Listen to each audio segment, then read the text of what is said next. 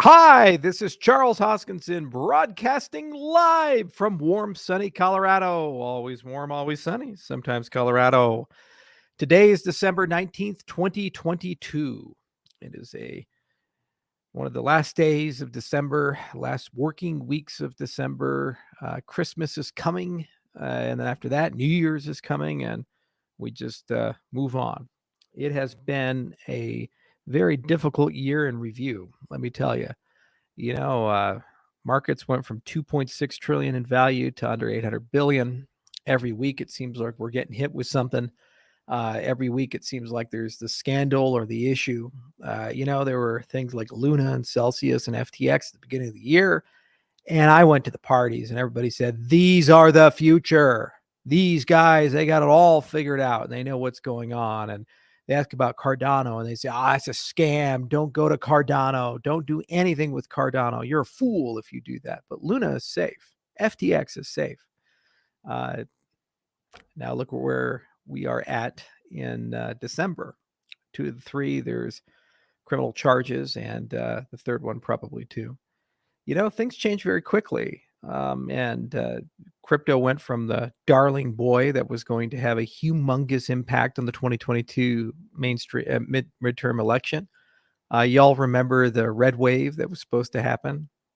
Kind of, sort of, not really. $1 billion apparently was thrown around in this election, didn't do much for it.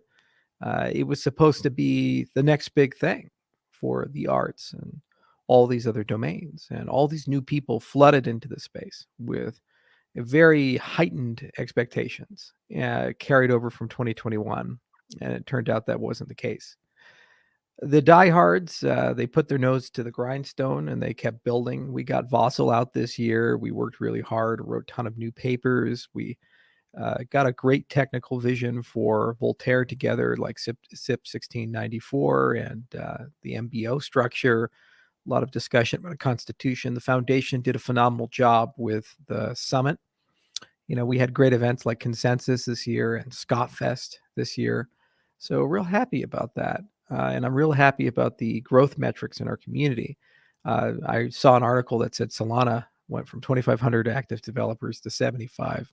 I don't know if the article is verified or not, but there's a lot of this news floating around that everybody's having a hard time with adoption, building, and even the people who had a lot of traction are scaling down a bit. And it's just one of those situations where bear markets tell you who you really are. It's been stressful for everybody. This probably been the most stressful year of my life, because I do a lot. I got a biotech company and a healthcare clinic we've been building, and I raised bison and working on the restaurant, autoluminescent plants. I got a farm, got some real estate stuff. Then obviously Cardano and all the other things we got going on. And, running this company is like 5 companies in one, because you got Lace and Prism and Midnight and all these other things like Crypto Bison and our academic research. So managing all of that and then trying to also figure out how to interface with the space. And I've noticed that social media has become increasingly more polarized and toxic and abusive. It has to be expected because people have lost money and people have become hyper tribal. And honestly, the only people talking right now are the diehards, and they don't really care about facts, and they don't really care about understanding and collaboration and partnerships. All they really care about is trying to get some small moral victory to justify themselves as the ship's on fire. So you have to deal with that and at the same time make progress and push forward. And if you look at the growth metrics of our ecosystems in particular, we've done great work and they've all grown, from transaction volume to native assets to DApp volume. TVL shrunk a bit. Well, value of ADA is down over 73%. So you can have the exact same amount of ADA locked. It's actually grown, but the overall value shrunk, so the TVL shrinks. It's the nature of the game. It's why it's such a terrible measurement. By the way, Bitcoin has 0 TVL, if you really think about it, or close to it. I guess you could count the stuff in Lightning as TVL and these other such things in the wrapped coins as TVL, but it's minuscule. But overall, it's been an interesting year. It's been a tough one.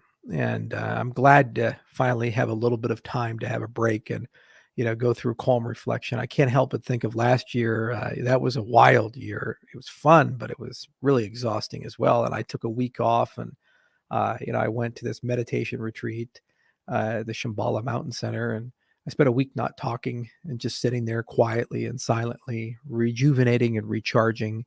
And it's good to do that from time to time. I haven't had the opportunity this year because we've just been so busy. So it's a little unfortunate, and it does show. I'm just off of a 2-week fast. I spent 12 days not eating anything at all, and then 2 days refeeding to get back to a state where I could eat things. So I refed over the weekend, and that was a lot of fun.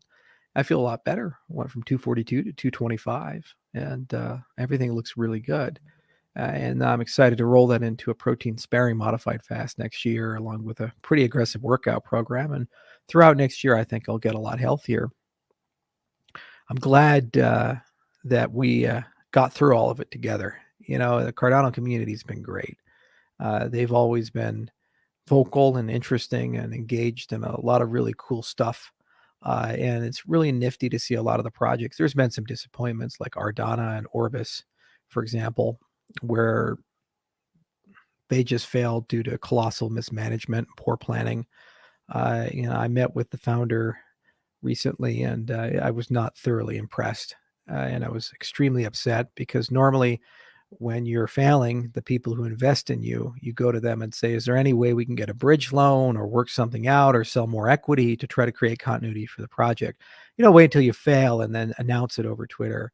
It just shows the immaturity of the venture. But that's the nature of the game. 80 to 90% of the time, the people fail, and there will be more, always will be. But all things considered, pretty happy with the fact that we've made so much progress, and we continue moving forward. The markets as a whole, the industry as a whole, we're headed for some difficult times in 2023. I think we've been pushed into a political reality where one political party got caught with their hand in the cookie jar, getting a lot of money from people like SBF. And now they're overreacting and saying stupid and very dangerous and volatile statements like maybe we should ban crypto. They have no intention of actually doing it, but just by saying it, it causes harm. And it's insulting and patronizing to the enormous set of entrepreneurs who work so hard and have dedicated their lives to this industry. But yet they do say it because that's how politics work. You can just now say whatever you want to say with no consequences. You can bully and harass people. You can accuse people of treason. Like I remember Mitt Romney tweeting that Tulsi Gabbard is guilty of treasonous acts against the United States. She's still an active duty lieutenant colonel in the Army National Guard, served in war, a lot more than you ever did, Mittens. But apparently you're accusing her of treason, which, by the way, would be a violation of her commitments to the U.S. Army, and she would be court-martialed for that. Sitting U.S. Senator just says it, gets away with it. It's the world we live in. It's a world without accountability. It's a world without truth. And it's a world where the institutions we used to rely upon are morally bankrupt. So we have to do better as an ecosystem, internally and externally. We have to do better as a society. And that's what keeps me around, and that's what keeps me inspired, keeps me going, is the unified belief that the systems we build here and the failures we go through, the foresight the systems have, will inevitably protect people from themselves. And I hope that we continue that threat. CoinDesk recently wrote an article saying we have to return to crypto principles. Of course, we never got reference because we never do. But the truth of the matter is that's been the mantra of Cardano from the very beginning, and why our community, frankly, is so strong and gets stronger when a crises happen. First principles, evidence-based research. Why are you here? You're here because we want to change the world. This doesn't have anything to do with money. Money doesn't matter anymore. It's just made up pieces of paper. I keep saying it, and you're starting to realize it. Why? Because every time you go to the grocery store, it gets more and more expensive. The price of homes has doubled. Salary hasn't gone up. Everything else getting more expensive. And it's harder and harder to survive off of what you have. And the largest wealth transfer in U.S. history just happened, and no one's going to go to jail about it. Wages fell $3.7 trillion over the last 2 years, whereas $3.9 trillion was transferred to the top 500 wealthiest people. How about that? Where's the congressional inquiry into that? I'm waiting. This is going to happen. Maybe Tuesday? No, because they know who feeds them. So we have to go our own way as an industry, and we have to work hard as an industry. And there are some who say money matters to them, but you know what? If I took your family away from you, I took your creature comforts away from you, I took your purpose in life away from you, but gave you $10 million, very quickly, you'd start saying, give me the other stuff back, or else you don't understand what life is about. Anyway, let's get to your questions, and we might have a surprise guest every now and then. Why is Cardano dumping so hard? You know the answer to that. The whole market's down. But you're going to ask it anyway, pretending as if it's the only one. Why? Because you're either a bot or a troll or a member of another ecosystem, or you just apparently can't see CoinMarketCap. That's the key. You see, and that's where it happens in the dialogue. It becomes so price-centric when things are going down. I need at least 100 million. What would you spend on it, Irving? What would your lifestyle be like, and why would it be so much better?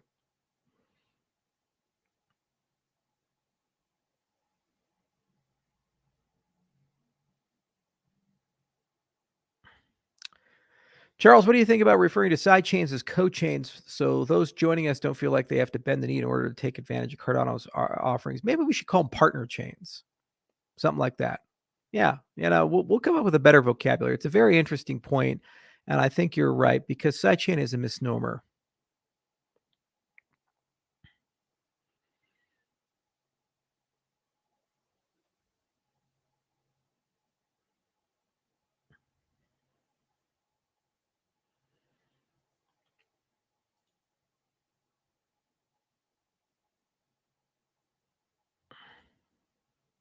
Rather have about 1.2 million and then retire and build homes for those in need. Well, why do you need 1.2 million? So, I'll pay for my creature comforts and lifestyle. Okay. Why not just volunteer and do it? What stops you today? I have to work. I have to do it. Well, change your lifestyle then. Everybody has these fantasies that once they hit a certain number, everything gets great. Believe me, it doesn't actually work that way. I am a bit of an expert on the topic. Adam, Charles, I love you. Well, I love you too, Adam. I'm the father of a disabled boy. My question is, what is crypto doing to give disabled people equal opportunity? Crypto is a protocol, and it gives all of us equal access to society. And it doesn't care that your boy is disabled. It doesn't care who I am. Every one of us has equal access. It's just that simple. You don't build systems for constituency A and constituency B and constituency C, because guess what? It's inductive. The minute you have those three, then you need D, and then you need E, and then you need F. And then suddenly you've gone through the ABCs, and then you go and start labeling again, A1, B1, C1, and it's infinite. Instead, you build a universal system for everyone, regardless if they're disabled or not. And that with that equal access, you at least know that you're not going to get discriminated against. Doesn't mean that you have some new advantage, but at least means that you have equal access to the system. That's the very first thing.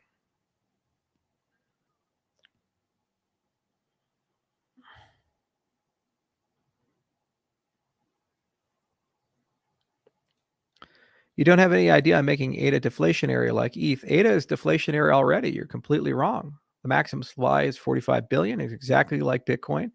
Every single block, the supply monotonically decreases. The rate of growth monotonically decreases, and the supply is capped. So it's deflationary.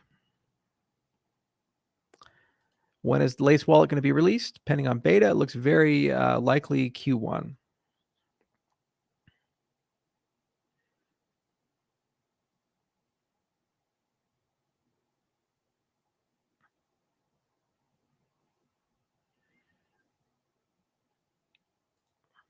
Why do you attack people when they ask questions? Because they're not asking questions. The questions have built within them very foundational things. When you ask about why is Cardano falling, unless you're living under a rock and you've just not opened a book, a newspaper, done a single Google search, even when you go to Coinbase or on Basic Exchange to buy ADA, you get to see the prices of the other things. It's almost impossible at this point to not be exposed to the fact that the market as a whole is collapsing.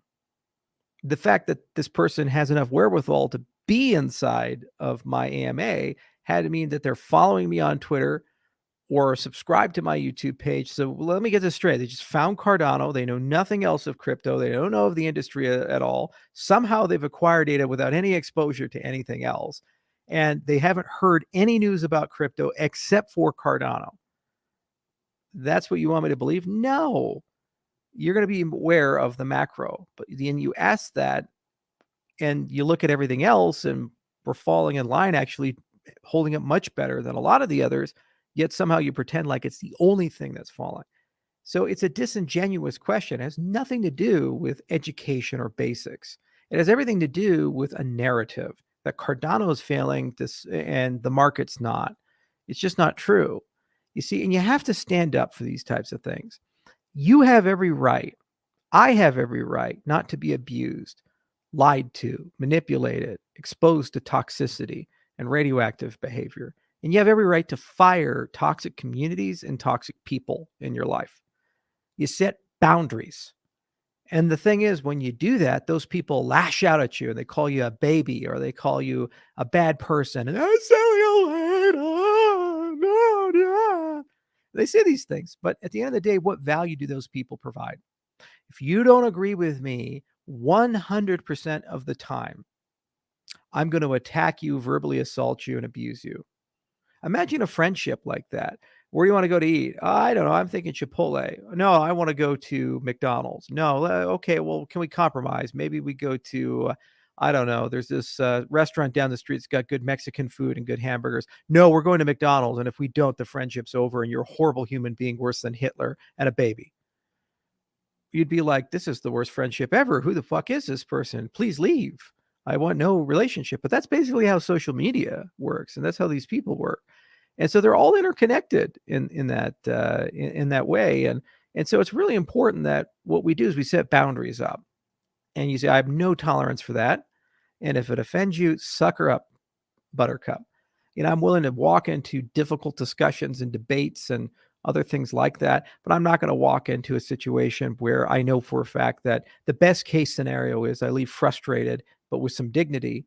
But the worst case scenario is I get drawn into a bare knuckle brawl and we both look bad. You just remove yourself completely when the other side has no desire to communicate. The mental picture is like playing chess with a chicken. You can put it on the board and you might have a great opening move, but here's what chicken's going to do. It's going to strut around the board and knock over the pieces and shit on the board and cluck triumphantly. Who's winning the game?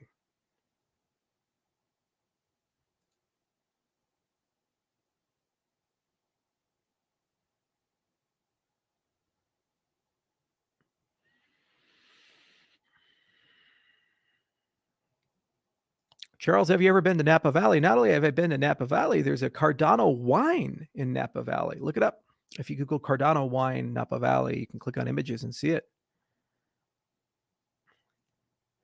How did the cell treatment go for immortality? You look older. I feel okay. Haven't really done much outside of one round of experimental exosomes, but we're looking at peptide therapies and we'll do something with hyperbarics and stem cells next year, but there's just a fuck ton of work, to get all this stuff off the ground.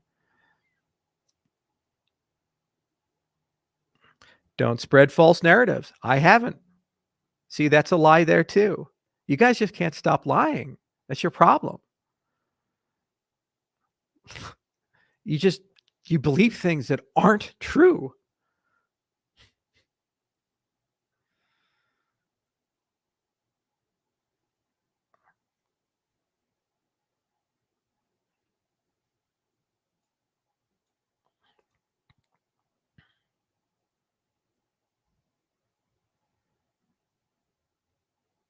Thoughts on the recent fusion breakthrough? Yeah, so it's done Lawrence Livermore. I knew Ed Moses, he was the former director. It's called the National Ignition Facility. So basically, you have this big sphere and it's got a little target chamber in it. It's got this little gold target, and it's called a holorom, and it's got this little pellet that's filled with deuterium. And they have this gargantuan laser battery, and it focuses all the lasers to hit the walls of the holorom, and that creates a humongous amount of X-ray bombardment on the little pellet, and it gets a few hundred times denser than lead, and it crushes in on itself and forms a fusion reaction. And then all these particles flow out, and they create something that can generate lots of electricity through heat transfer. So it's a really intriguing idea, and NIF for a long time, they call that ignition, was searching for that. And Bill Clinton was the guy who signed the bill back in the 1990s to build it. Took about 10 years to build it. It's the most advanced laser battery, 63 gigawatts of lasers. And the fact that they've achieved it means that they actually can start building these plants probably in a 10 to 20-year time horizon. You have to put a lot of these holoROMs in, maybe 60 per second, or I think per minute. I can't remember the exact frequency that it's at. And there's a lot of work you need to do to extract all that energy. So they created something called LIFE, the Laser Inertial Fusion Engine, which is a hybrid reactor. But overall, it's a major breakthrough. It's a very different type of technology than what the Europeans are doing with ITER, which is a tokamak design. And overall, it's actually my favorite type of fusion because it's a very American way of doing things, shooting lasers at something until it gives you what you want.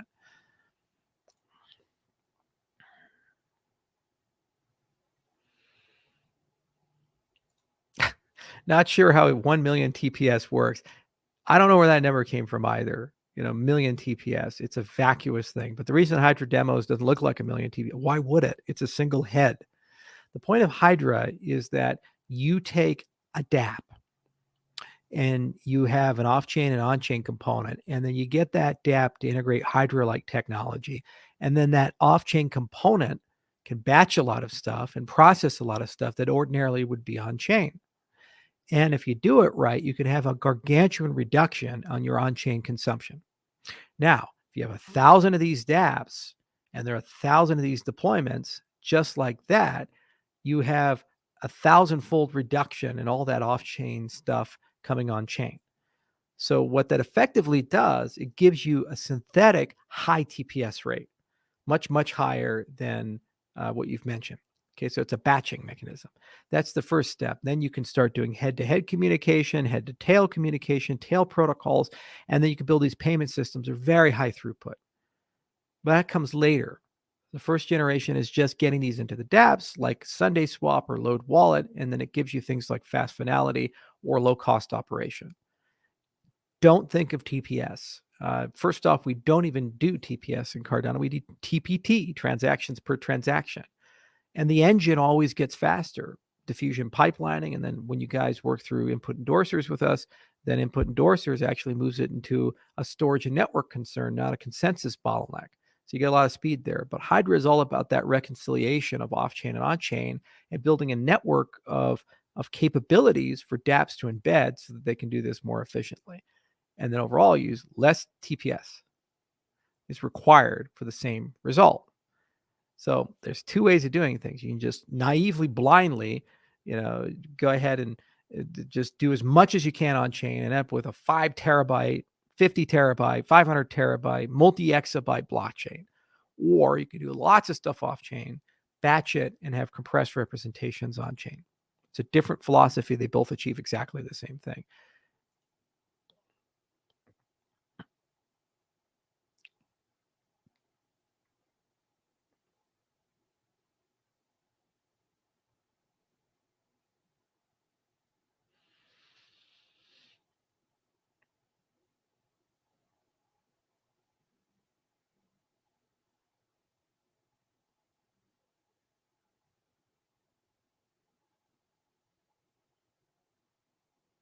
Charles, maybe it's time for you to resign. From what?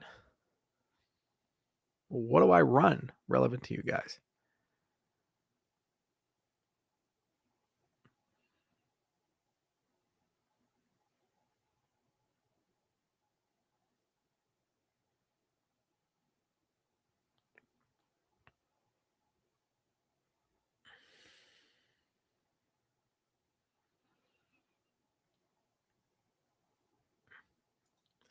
Charles, what thinker is better than Sam Harris? Bertrand Russell. Just an example.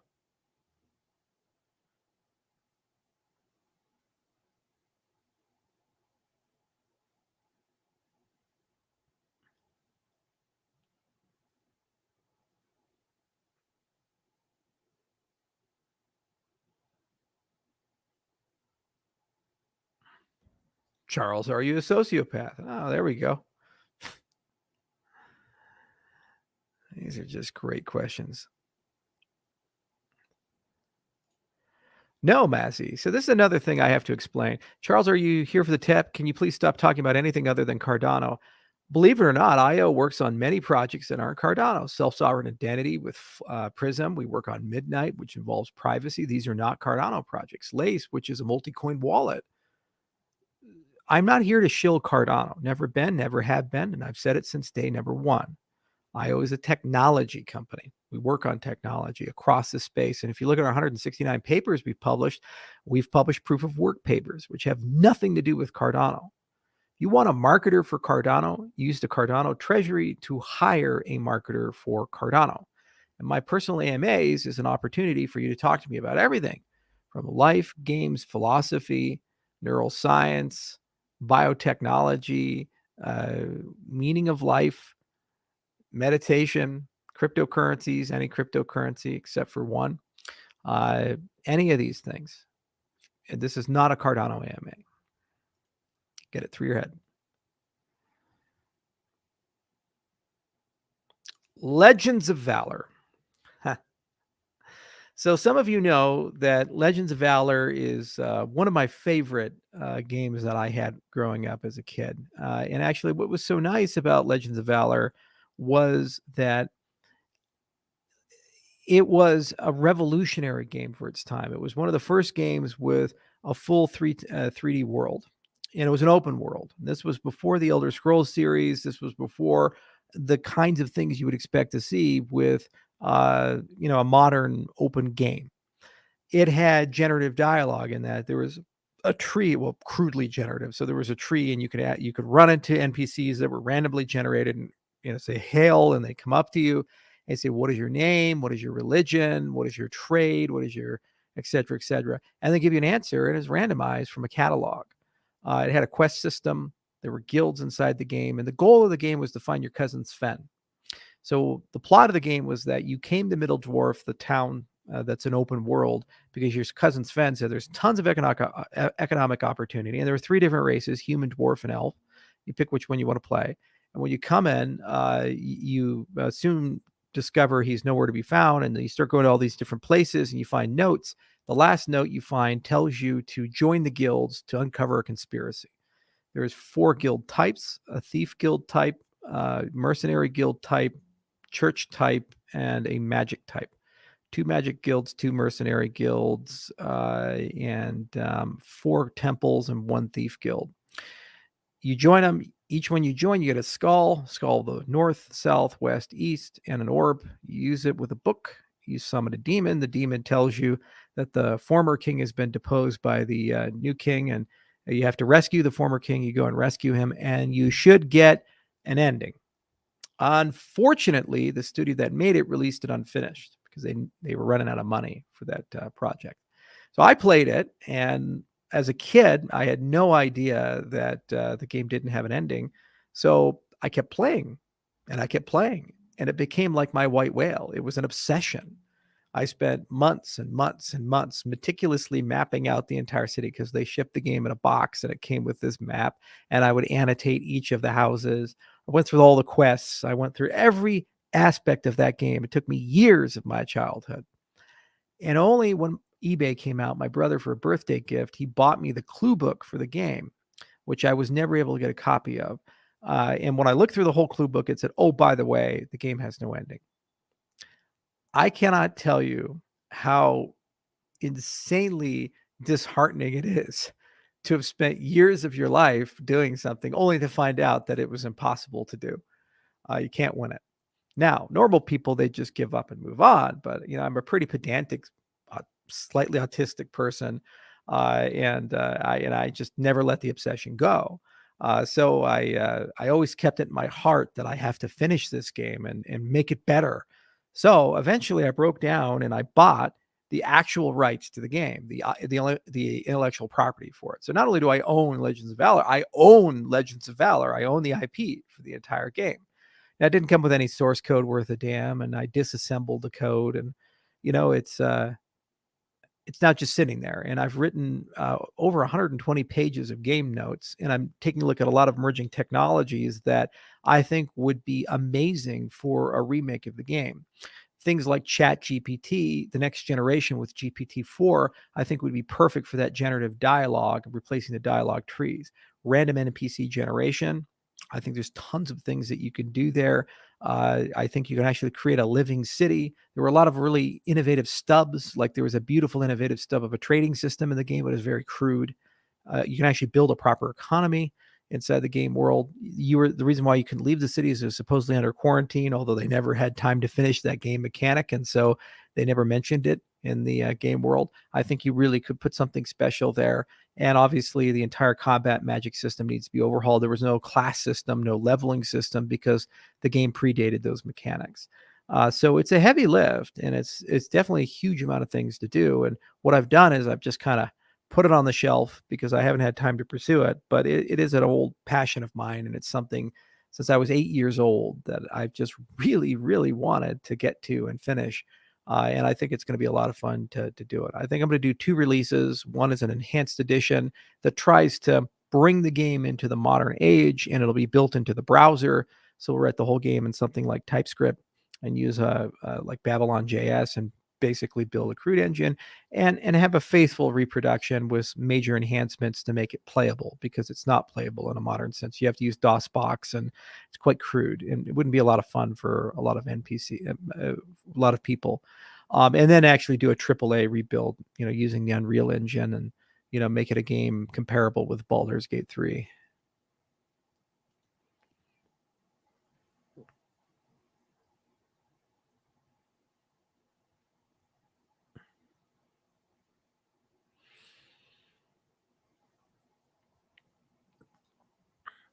Charles, can you talk about SIP 1694? Actually, I'd like to see you guys talk about SIP 1694. One of my goals with SIP 1694, and it was actually the only SIP I helped co-author, is to put a governance layer on top of Cardano that's completely end-to-end on-chain. So it's our best way of balancing a tricameral model between the stake pool operators, kind of an upper house, which is the constitutional committee, and a delegated democracy layer. And there's already people that are going through the SIP, reading it section by section, posting videos. I would love for all of you to do the same amongst your communities and go through the SIP process, go through the SIP itself and really read it out, share your opinions, pro and con. We have people on our side collecting all of it. And then what we're going to do is set up a workshop in March to help fast track the approval of it with modifications from the community input, so we can get it implemented next year. And then a full government can turn on with Cardano. This plus the MBO plus the Constitution, I think will put Cardano as the most evolved and advanced government any cryptocurrency has. And it will allow Cardano to thrive long term.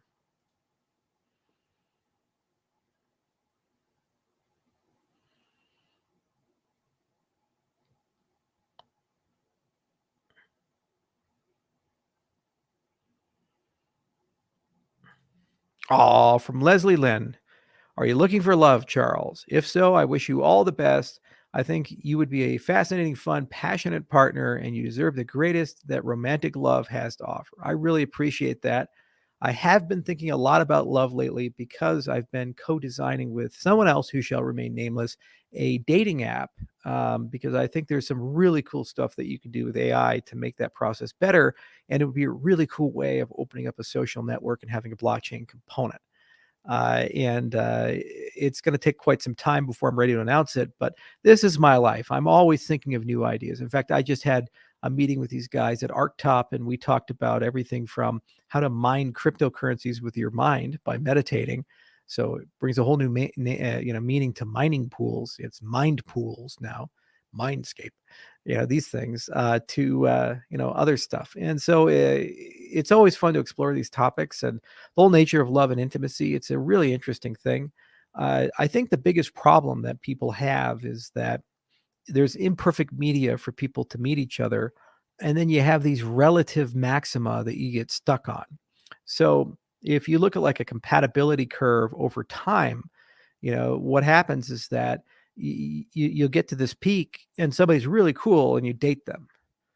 And then you're saying, well, I think this is better than a lot of the people I've met. And then every now and then you meet somebody who's actually at a different level. And then you have to think, okay, I go through a lot of pain to transition to that. But, over as you get older, it has to be like this before that trade makes sense. But wouldn't it be cool if you had the ability to zoom out and see the whole graph and you actually know where the absolute maxima is? Because you don't know, is the partner you with the best or the best available? These are very different statements. And what are you willing to do to get to the best available? So if you have the right setup with a large enough network, you can actually get a much better connection. And I'd hazard a guess that it would prevent divorces and make people's lives a lot better. So I've been thinking a lot about that.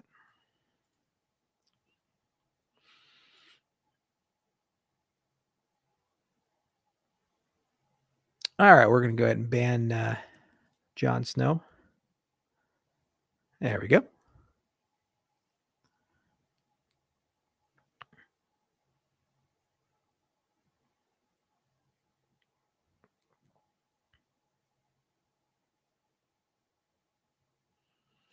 Ready to be arrested. See what I'm talking about, this space? And you just kind of laugh and brush it off. But imagine that every day, 24 hours a day, 7 days a week, coming at you again and again and again and again and again. What point do you punch back?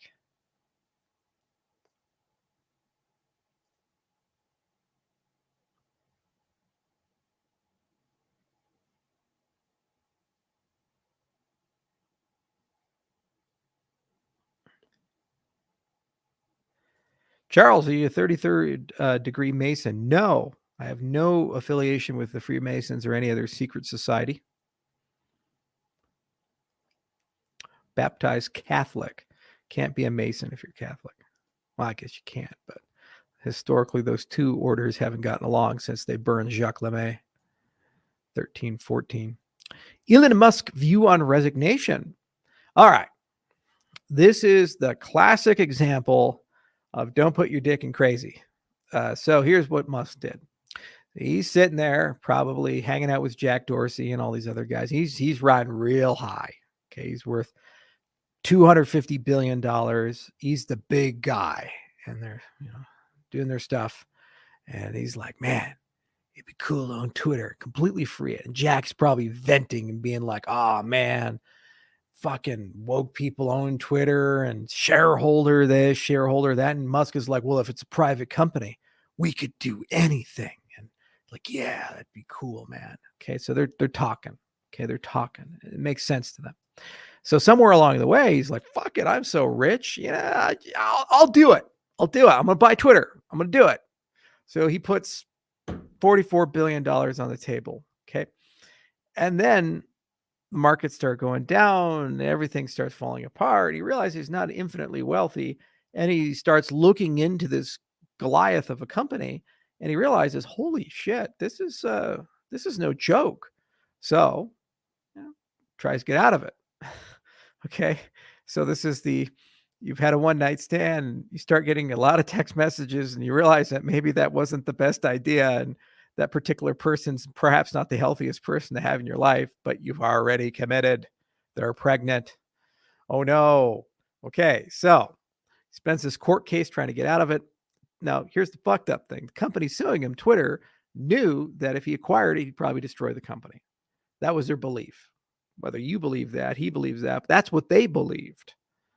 So you have a board and a CEO pursuing an acquisition that they know will be their end, but yet they have a fiduciary obligation to pursue it.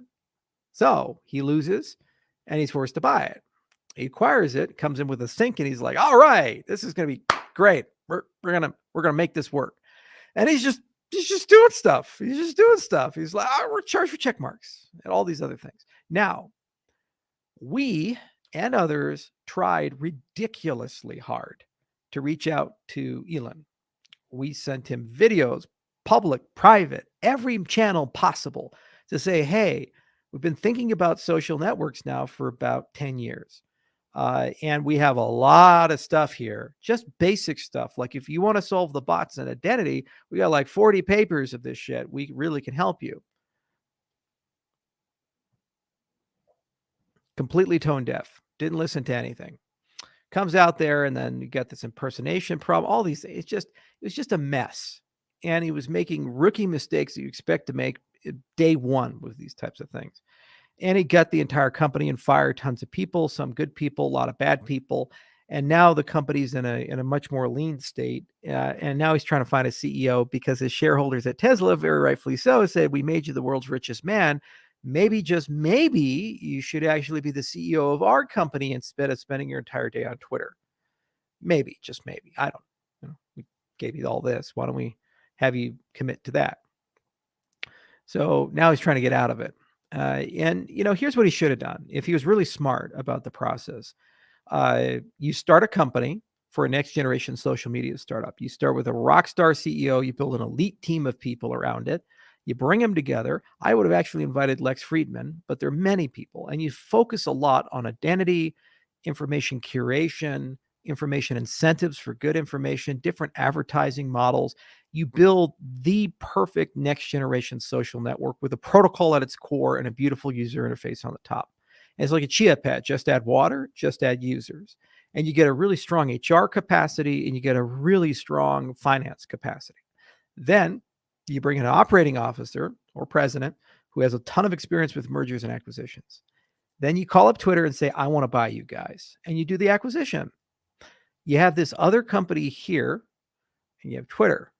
You leave them kind of separate, but then you start slowly but surely bringing them together. And that M&A guy, what he's going to do is sit down and gradually prepare Twitter to be absorbed into this other company from the perspective of moving the users over and abandoning that infrastructure. And then over a process of about a year, slowly you move it over. Now you keep the old CEO and the CFO and all those people in power for that year. You're not rocking the boat too much. And they have golden parachutes. They can't quit anyway. So they're going to keep doing the things. They don't want to do anything to screw up their golden parachutes. And you don't move quickly. So you stay on at Tesla. You got this guy that reports to you every quarter. And then over time, you fill it up. And then lo and behold, boom, you flip the switch. And everybody now wakes up in a completely new experience, new monetary model, new advertising model. All of this stuff is just there. And it's like, wow, this is incredible. And you probably laid off 70% of the crew as you move them over because you now have a much leaner, better stack that's modern, and it was built from the ground up for this. It takes about a year to 2 years to get that core where it needs to be before you do the acquisition. So if he was intending to do this, he should have started about 2019 and he'd be ready to do it 2021, this type of thing. Now he's got to do it. And he's got to do it while making huge payments. And he's got to do it while running all these other companies. And he's got to do it with every journalist in the United States pissing all over him. Just one big golden shower. And it's the stupidest thing in the world. The verification thing, it's a solved fucking problem. Give people DIDs and allow them to go through traditional KYC. And then you lock the account name and title to that DID. You allow an aliasing system, but they can't change the name. It's that simple. We solved that problem. It's a solved problem. It's not hard. There's plenty of service providers who could have done this. And by the way, you can have verified tweets then. So they sign every tweet when they tweet it. And you have two-factor authentication with your accounts because you can use your PGP keys to sign things. There you go. Okay. Easy peasy. Lemon breezy. Ready to go. You create a tiered system of check marks too. You don't go to a person with 10 million, 20 million, 30 million users who's a huge network influencer and say, you got to pay $8 a month. No, you don't do that. You don't kill your super users and your because they're the ones who drive traffic to your site. There's a reason why people are there. Take care of those people. And so you have a tiered system for it. You got to provide more value than just verification for that $8 a month. So you give them access to a lot of other stuff as well. But you see, you explore those money models with the new company and you spend a year or two getting those kinks out. Once you have it, then you roll it over. So it's just been all one big clusterfuck. And it's sad too, because when you peel back all the layers, there really is a problem. It's a problem that 98% of the people that work for these companies are Democrats, and there's no representation of the other voices. And for them to label every other voice as hate speech than their own, that's a problem for society. There needs to be balanced moderation of these platforms. There needs to be a different way of curating information. Algorithmic governance of these things have resulted because the protocols are used to maximize clicks to division and siloing and partisanship. That's the incentive right now. It's nuts. And this problem, again, we've thought about for a real long time, and he didn't seek anybody's advice. I didn't even talk to Brendan Nick, over at Brave and the BAT model, which is a really revolutionary way of handling advertising. He just went in full dick and had no idea what he was doing. Now we're living it. You gonna watch Avatar? I did watch Avatar 2. It was a really good movie from a visual perspective. It was a masterpiece. It's probably the prettiest movie I've ever seen in my life. I saw it in IMAX 3D, and I was quite happy with it. Now, the problem is the plot was very eco-hippie, Dances with Wolves, Ferngully, but this time we're going to do it in sea. And the humans were compressed down to a stereotype. There are three things that bother me always. First, when you take a modern military modeled after the US military and you treat them as incompetent yahoos who are super machismo. Okay, if you're a space force in a modern military, you're an elite unit. I have guards and they're Green Berets and there are other things. They're quiet professionals. They're super well trained. And that's in the 21st century. We're talking about future, where they have future training. Okay, those people are going to be exceedingly talented people. And also, they're going to have really good technology. Like there's this one scene where they got ambushed in the forest. Well, they've operated in that theater for decades. They understand it very well. Why don't they have drones? Why can't the drones have sophisticated optics and create a perimeter around where they're at? We have those today in the 21st century, and you can't do that then. So that the military side made no sense at all. Zero, zilch. Second, the humans had no motivation other than just be evil. They literally had fucking whalers in the movie. So they're trying to get this whale chemical that makes people live forever. Well, why can't they make it in a lab? Why did it have to be there? And if they do have to use the creature to make it, why are they whaling? They've already been able to grow Na'vi. Why couldn't they grow these whales in a lab? It sure as hell beats going into the wild. You just create accelerated aging and you create millions of fucking vats on Earth. You don't have to ship it for 30 years to get back to the planet, for heaven's sake. But no, whaling bad. We have to drive that message home. And then they say, well, colonization. That makes no sense. You're going to go colonize a planet that has a toxic atmosphere, lower the gravity than Earth, in a different solar system when you have all these satellite bodies in the solar system. If you have the capacity for interstellar travel, you have the capacity to build a Dyson sphere, which means you have unlimited energy. So none of that shit made any sense. It would have been much more sensical if you made the humans multidimensional, proper military tactics and strategy. Get some consultants who aren't stupid Hollywood writers who have actually served military, understand how these things work, and say, how would you react to these situations? Help them write it so you can think through how they could defeat that, because there's still plenty of things they could do to do that. Or you give the Na'vi a capability to defeat something, but you have to think it through. Second, give the humans a real motivation. Like, here's an example. This unobtainium.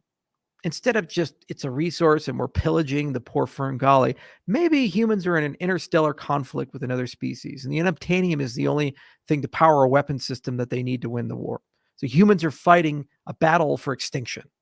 If they lose, the entire race gets destroyed, Earth gets destroyed. So then suddenly every person in Pandora is not there because they're a capitalist, greedy asshole who just wants to destroy the environment. They're there because they want to literally save the human race. So it's an us versus them thing. And you can kind of see it from the human perspective. But you also can kind of see it from the Na'vi perspective, where you're like, well, if you do this to us, you're going to destroy our world. So you're destroying our world for your world. So then it's a little bit more ambiguous and a little bit more nuanced. No, can't do that. We can't even come up with anything like that. It has to be capitalism is bad. Apparently space whalers are a thing. I read through Futurama, whalers on the moon. And we're going to colonize this planet, which, by the way, would just kill everything on it. If you change the atmosphere to oxygen, all the creatures will die on the planet because that's the only way you can make it livable for humans. So why don't they just nuke the whole fucking planet from orbit then? Just use very, very high radiation, fast half-life bombs and irradiate the entire planet, kill all the life off of it, and then just use these nanobots to rebuild the whole planet with the unobtainium to power all of them. See, they don't think, and this is just James Cameron wanted to tell the same story again and again and again. And so from a plot perspective, no, it's absolutely terrible. And but you don't watch it for the plot. You watch it because it's eye cocaine. Okay. It's just, you can't get enough of it. You got pretty fish and they're coming at you, and it's so beautiful and it's so pretty. And it's state of the art stuff, and it's just cool, and you're transformed into a different reality. So if you suspend disbelief, you're not watching for a plot, and you're okay with Dances with Wolves, had sex with the Abyss, had sex with Ferngully, and created some weirdo love child, then okay, we're good.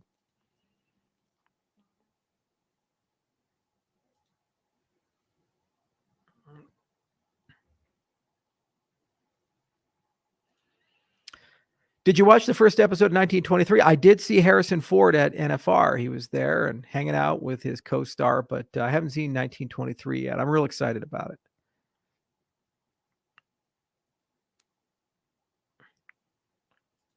Charles, where can I stake my ADA without any hesitation? I mean, millions of ADA. Your Daedalus wallet.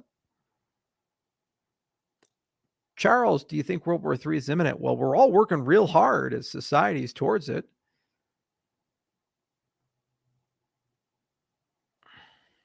Guess I don't need to see Avatar now. Thanks for the spoilers. Well, come on, man, Doug. You kind of knew the humans were coming back. You kind of knew that they're doing the whole resource thing again.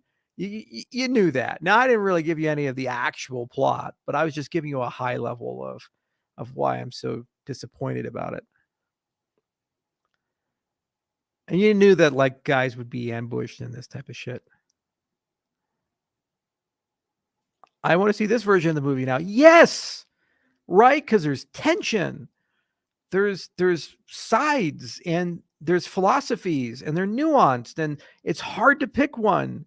And there's compelling characters that are multidimensional, and they have emotions. Like if the human race is losing things, and the humans go and do something atrocious, maybe before they do that or after they do that, you see like the general just sitting there watching like the results of a battle, and like all these corpses floating in space, and he knew the guy that was commanding the battleship or something, and it's eating away at him, that they're losing, and they can see them getting closer and closer to Earth.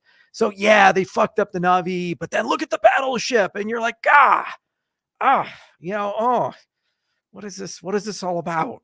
And then maybe those aliens have like a swarm intelligence, kind of like Pandora has, because Pandora appears to be a living planet, and the Na'vi actually have the secret to winning the war, and that the swarm intelligence there could teach them some way of communicating with those aliens and actually having them be peaceful.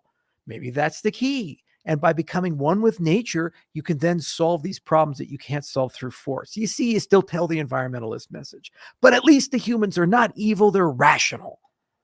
God damn it, tell a story. Ugh. Charles, what are your thoughts on Daniel Schmottenberger? I've actually had several conversations with him. He's a super cool guy. I'd love to work with him on a project. Do you think they were virtue signaling at all? I haven't watched it. Hollywood virtue signaling? I've never heard of such a thing, Diogenes. Ever.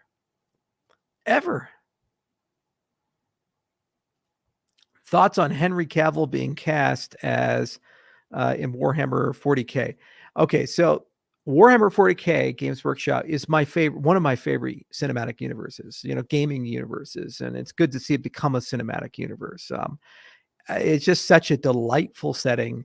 It's a grim, dark future. It's like H.P. Lovecraft meets a really depressed fiction writer meets high sci-fi. You put these things together, and then you just got a dose of religious fanaticism and all kinds of crazy shit. And it is super exciting to see that they're going to do this. It is a world that is utterly incompatible with the woke shit. Utterly incompatible. So it's going to be really hard for Hollywood to navigate this one. It really is. You can do diverse casting and all that other stuff, but there's no tolerance for those types of themes inside that setting, inside the world. So if they're actually going to do a faithful representation, they have to put in like a hyper conservative religious zealotry and a regimented society where every person is like a cog in a gargantuan galactic bureaucracy, and they all have to worship the God Emperor. And the Space Marines are asexual, killing supermen. So it's so cool. And then you have all these amazing Xenos like the Eldar and the Tau and the Tyranids and the Orcs. So it's going to be really fun to see what they do with that particular setting. And it's grim dark, and there's an incredibly fanatical fan base. So you think Star Wars fans are bad? The Warhammer fans, they've read it all, they know it all.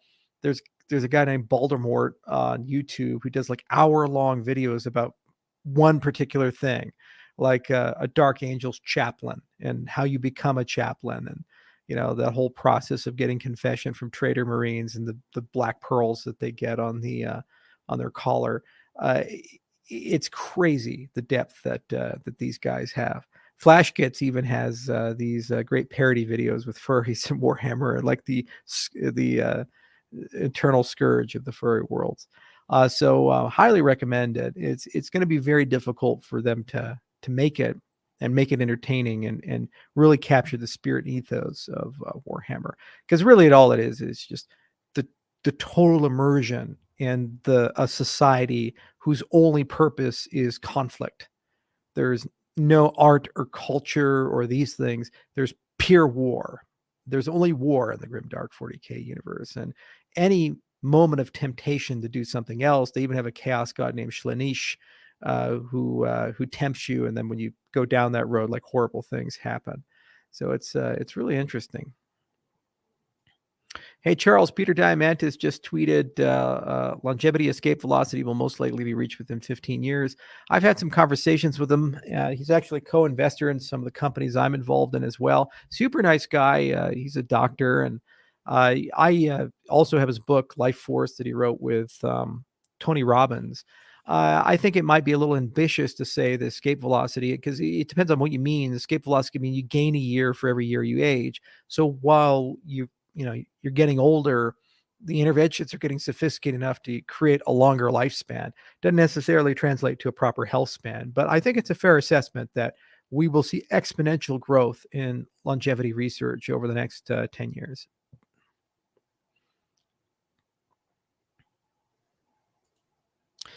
Nothing is happening. Been waiting for 18 months to see one Cardano DApp. There's 110 of them, you fucking idiot. Another troll. Oh my God. Ah! Rah! Rah! Rah!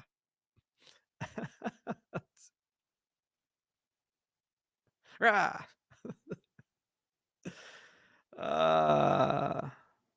Can we have the burnt speech? I miss it. I know, right? Oh, the paint chip brigade. They're multiplying.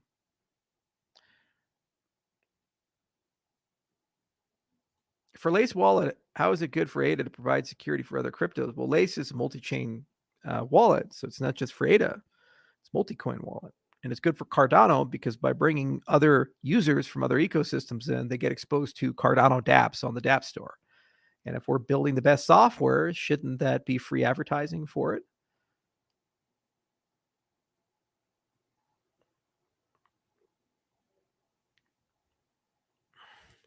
Yeah, this one bothered me. How can they let some funny actor like Ben McKenzie to the committee hearing saying funny childish nonsense about crypto while having zero knowledge about it? I wasn't invited.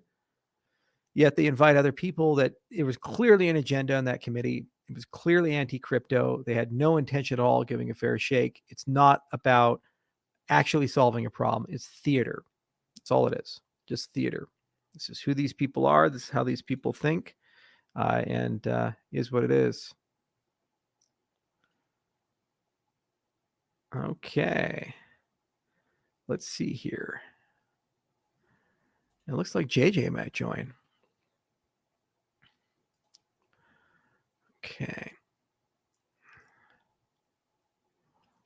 Half-Life is better than Warhammer discussed. Well, the problem, guys, is Half-Life 3 never came out.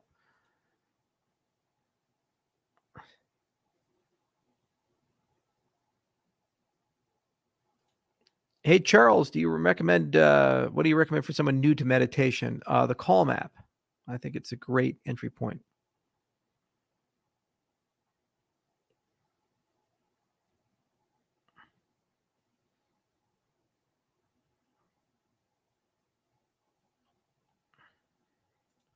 Let me just check my invite. Copy. Okay.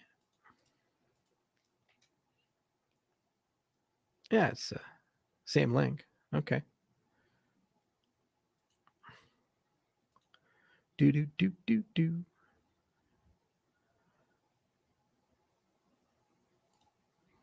Does anyone still deliver pizza with garlic to your doorstep? Seriously, I haven't seen you eat for a while, Charles.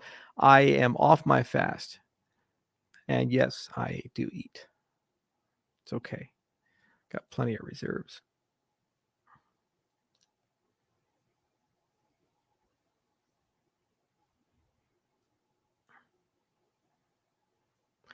Do you miss the ranch? Oh, I do.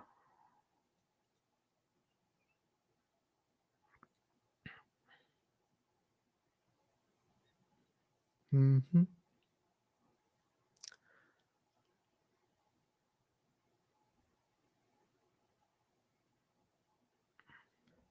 It went dark so fast. Yes, it did. Just for you guys. Very dark, grim dark.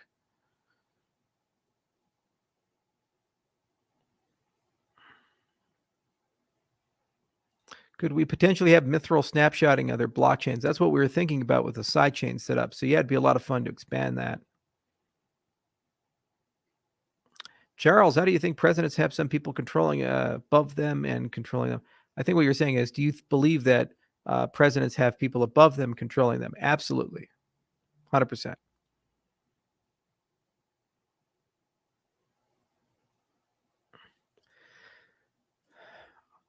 Well, we do miss you coming off the mountain, there, Charles. Well, I do miss coming off that mountain. What is Midnight? It is a confidentiality framework to preserve ACE and promote data privacy.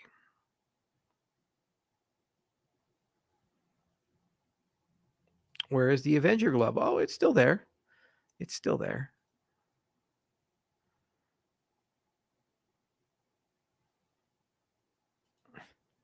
And Charles, any chance you can help Elon find/suggest a new CEO? Wouldn't listen to me. We tried. We tried very hard all the time to reach out to him again and again and again and again. And honestly, the guy just keeps his own counsel. So it's okay. Wish him well. Hang on one second, seeing if JJ is going to join. Okay.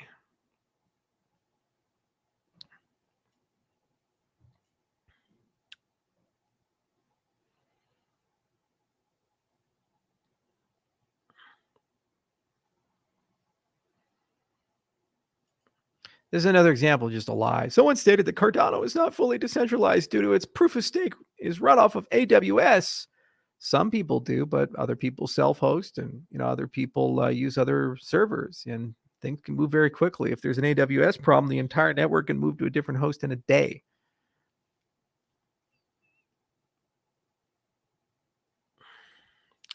What happened to the business loans you used to do at the end of the AMA? I haven't seen you do that last few AMAs. Oh, that'd be fun to bring that back. Any updates on reviving the woolly mammoth? Yeah, last week I was down in Dallas just about that. It was real cool, and I'll tell you guys a story about it in just a little bit. See if we can get JJ to come and join. You coming? It's always more fun when he's here. Help moderate these comments.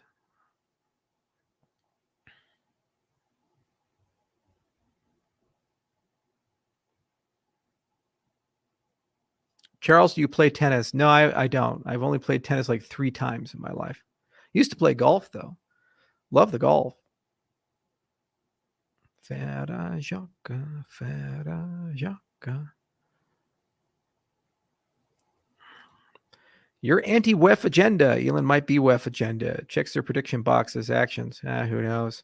I just don't want to eat insects. This guy is full of it. Never really mentions how. There's our boy, JJ. Oh, can you hear me? Hang on a second. I got to get my. You're actually. Hang on one second, guys. JJ, I got to grab my headphones.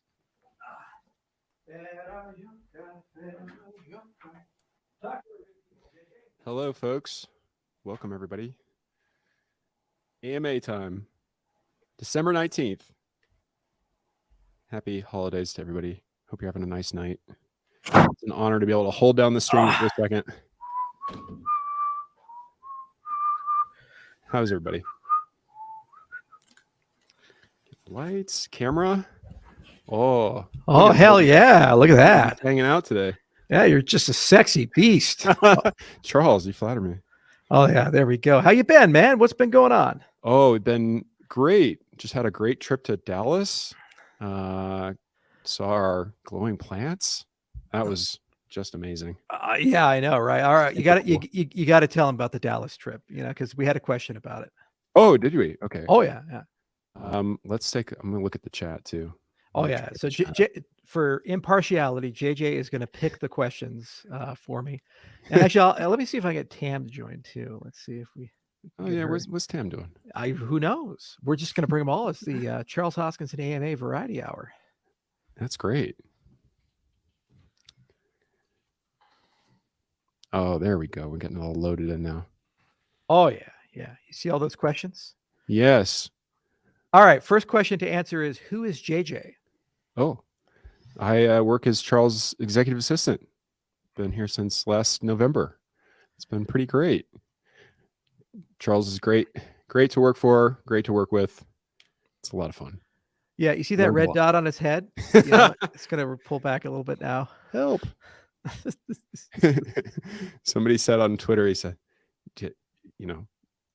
just give us a sign if you're being held against your will. The community's here for you. I'm good. Thank you. We're doing great. Thoughts about George Church? Oh, well, there you go. That's the guy. What do you think of George Church?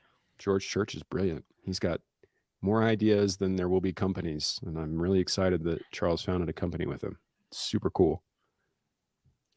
Yeah. So when we went down to Dallas, we took a look at two companies at the same time, the plant company, but then also Colossal. And Colossal, can't say much about it other than that they're making phenomenal progress on the things that they've publicly stated. And they have an incredible team there. And we had a chance to play around and take a look at some pretty state-of-the-art equipment. And I think people are going to be pleasantly surprised with what they've been able to pull off. Now, on the plant company side, we built a whole team in just a few months, and that team is also making incredible progress. And I think next year there's going to be some really cool things to show off. And I'm very glad we have this dark background, because it would be so cool to illuminate it with a certain special something if we keep working down that road. I think it's a virtual inevitability at this point. It's pretty exciting. Okay, here's one for you. Thoughts if SBF will be a good wife in prison? Oh, I think wasn't he trying to get the details from the New York order to see if he's actually going to comply with the extradition request or something? He's like, what's waiting for me there? What am I actually going to do? I think it's a pretty bad situation. I would not want to end up at Rikers. That is pretty much hell on earth. That is one of the worst places in the entire world. I can't believe it's in the U.S.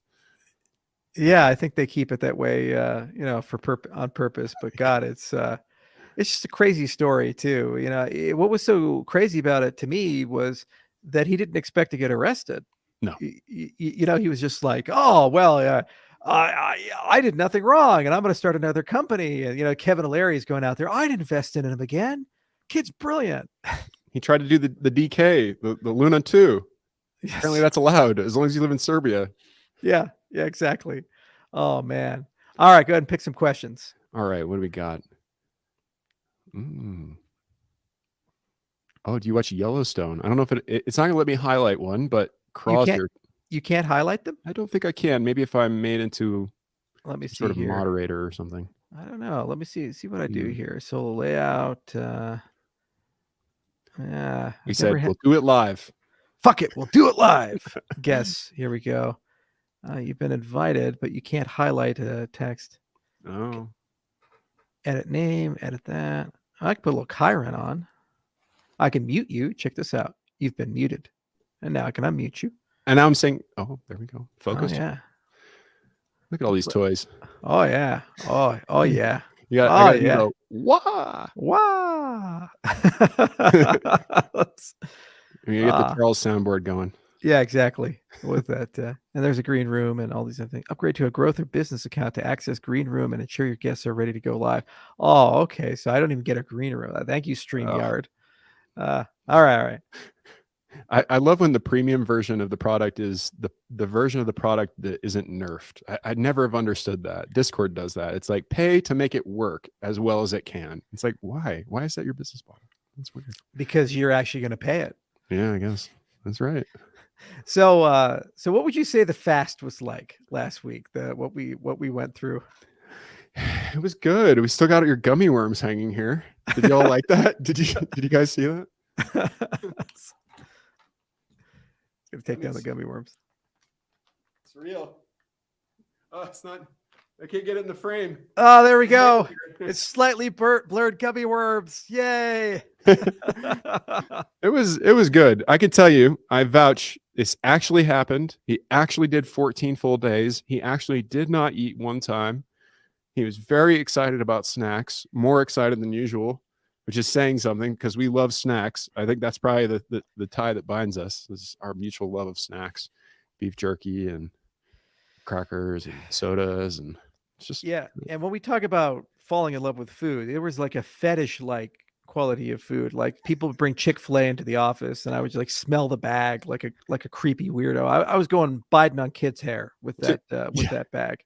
But you would also smell the bag from about 40 feet away because his senses are so sharp after not eating for 10 days. His brain was simply in survival/hunting mode. He just found that chicken from, 400 meters. You could do it. And they say, Charles, turn your lights on. Oh, I think I look better this way, right? It's dark and mysterious. The lobster is obviously iridescent. Vinishri seems to have vanished, no longer on the team. And Dirk, the fuck are you talking about? Dirk and Vinishri are here. Vinishri is wonderful. We just saw her in Edinburgh. I met her for the first time there. Yeah. It's crazy how information propagates and people say stuff. Yeah. Is Solana going to be a side chain? That's an interesting one. Oh, yeah. Well, they're more than welcome to work with us. We'd be happy to come up with a plan. Yeah, that'd be fun. Oh, yeah. All right, what else you got for me? You upgrade from Super Nintendo to N64. I never played the N64. So my mom, she got me a Nintendo and a Super Nintendo and a Sega Genesis, but never bought me a PlayStation or an N64. So I literally skipped all those games and moved over to PC gaming. And I feel like in hindsight, this may have had like a transformative effect on my childhood and it stunted me. It's going right into the PC gaming world. That you cut your teeth. That's there's no joke there. You're doing Half-Life instead of just like Super Mario 64. Your childhood got stopped essentially. No more fun and games. It was all hardcore gamer from then on. Yeah. And that's why I'm so weird. What else we got? Let's take a look here. Oh, Dan is really asking about the Mandelbrot set here. He's asked a couple times. I think he's very interested in your thoughts on Mandelbrot and fractals and such. Yeah, fractals are fine. It's a broader class of ideas called nonlinear dynamics, and basically just create these systems of partial differential equations. You can generate all these really cool visual effects that are self-similar and infinite detail. So when you zoom in on a Mandelbrot, you just see with more resolution the same pattern reoccur again and again, and it's really nifty that you can create these mathematical structures for it. You think, well, that's not useful for anything, but it turns out that particular math is super useful for systems theory, and there's a lot of things in nature that tend to follow that. So one of the big guys in space, his name is Steven Strogatz, and he's written a lot of cool papers and books, and they've now been applied to economics, they've been applied to physics, they've even been applied to computing, and it's cool to see that turtles all the way down. Turtles all the way down. That's what he says. geometric generalizations for scaling. Would you agree with that as a description of fractals? No, because there's no information. No. There's no meaningful information. You can't like somehow connect that pattern in a way where you can encode infinite information. Because if you could, then you could conceivably generate something where you could put an arbitrary string and then you just have a compressed representation, and then you'd have a perfect trade-off between computation and storage. So I'm not aware of any way to use like fractals to store stuff. And so it's information theory is very tricky about this. There's limits to how much you can compress something, and there's limits to how you can represent something. And fractals are a low information system. Very interesting. Can we solve America's voting problem? That's a good question. Well, what do you think? I think we need more inclusive accountability. I think zero knowledge can enable that, because you don't want to be in a situation where people can sell their vote, but I do want to know that my vote was counted in an election. And I think that if everybody can check their own vote to a certain extent, I think that could go a long way. Yeah, and you used to work in DC. You want to give them a little bit about your background? Oh yeah, so I worked in 2 different Senate offices on the Hill. So I worked for the senator from Kansas, who's Jerry Moran, and loved it. It was great. I went to SpaceX launch, the second resupply mission, CRS-2. That was pretty awesome. So it was in the Senate at a very interesting time, like when the SOPA and PIPA regulations were coming through, and the Department of Justice was trying to break how HTTPS works. It was a very interesting time to be starting to get involved in public policy, like 2012, 2013. But yeah, I went on to work at 2 different law firms doing patent prosecution.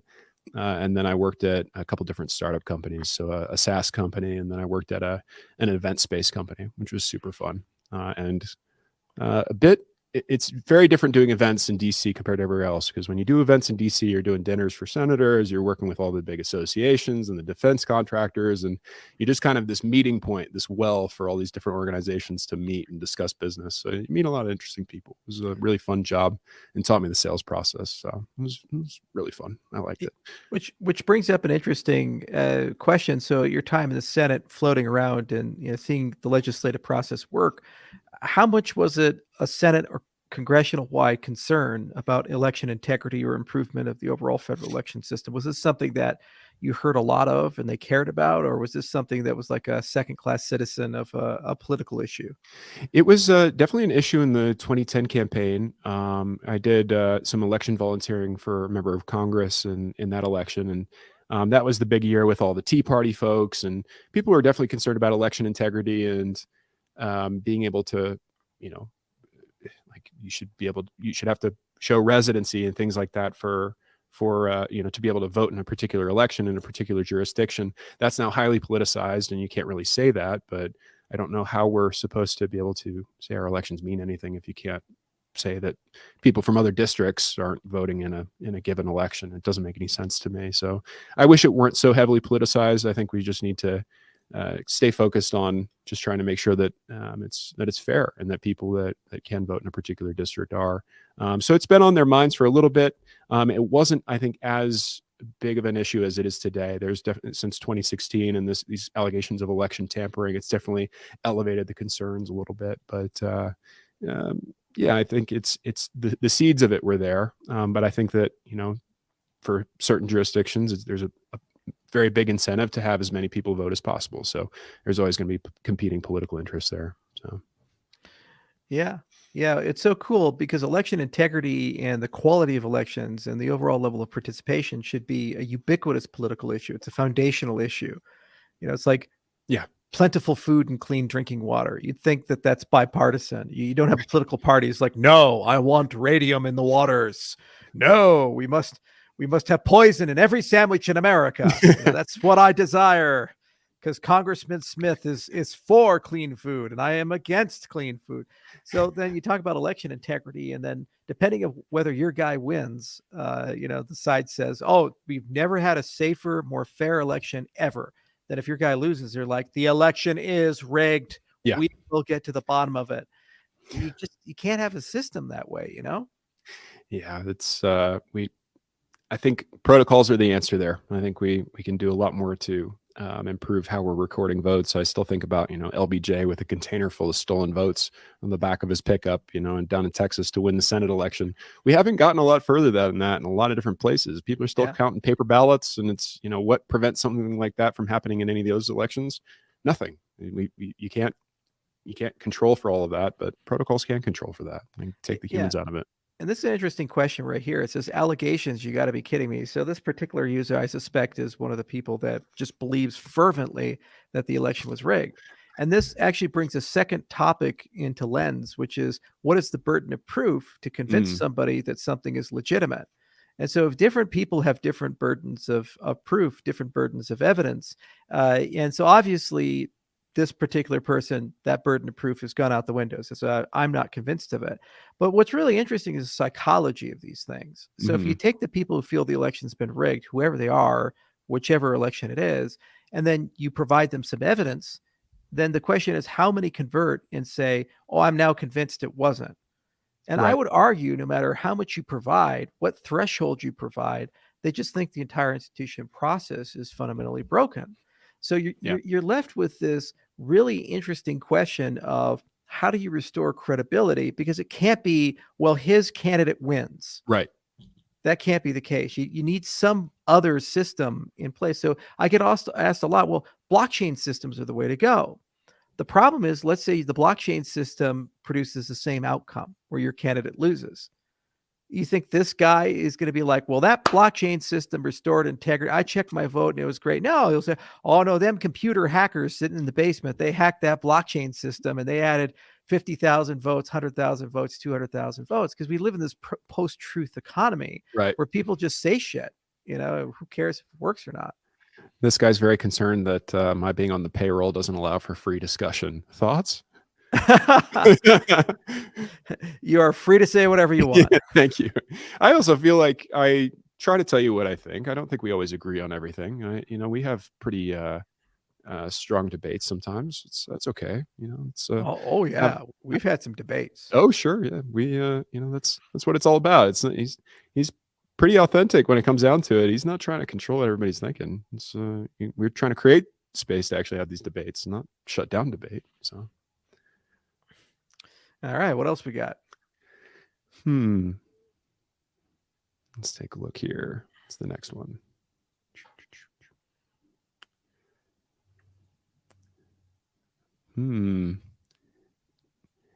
There's someone asking if you've ever thought of naming your lobster David Foster Wallace. I don't know if you ever read Consider the Lobster, that essay.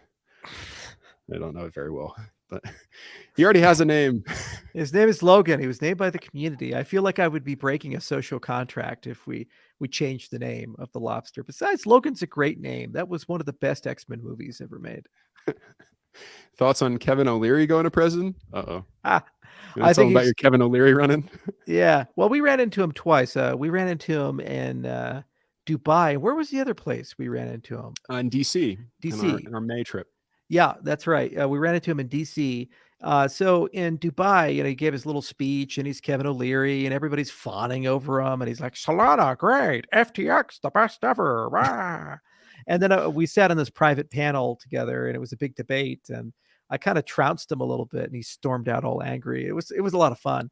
But I was like, God, this guy is, I thought he'd be more on the ball. He had this book and he talked and he repeated himself multiple times from his public speech to the speech on the panel. And it was very clear that he was just reading off bullet points and he didn't have a lot of depth in his cryptocurrency knowledge. And that's not uncommon when people are transient and they come into our space. They find something they like, they become a paid spokesman.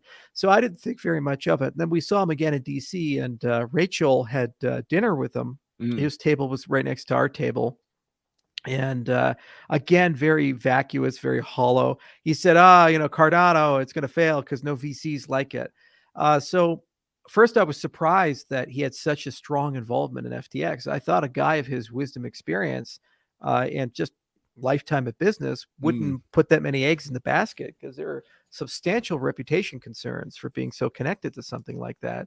The other thing is his statements after the scandal. I mean, it would have been very easy for Kevin to be like, I had no idea. Goddamn FBS screwed me. I'm so upset. Instead, he's like there, I would invest in him again. He's a brilliant kid. CZ is responsible for it. On behalf of CZ, go fuck yourself. I don't speak for him, but I'm gonna be the CZ anger translator. Okay. Just like the Obama anger translator, I'm gonna be the CZ anger translator.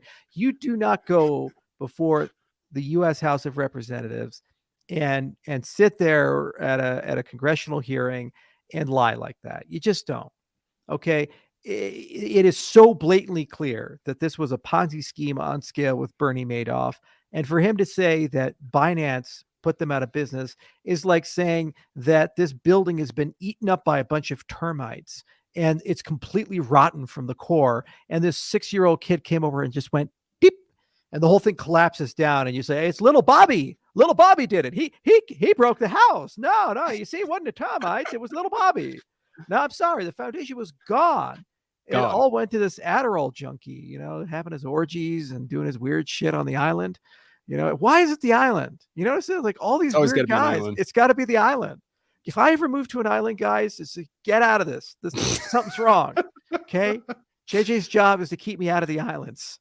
Yeah. I can guarantee you, we've not looked at any islands. No weird stuff. No weird all stuff. Above board. We're all good. Above board. All above board. All above board. Yes. Oh, this is a good one. This is a light one. Okay. Star Wars or Dune? Oh, God.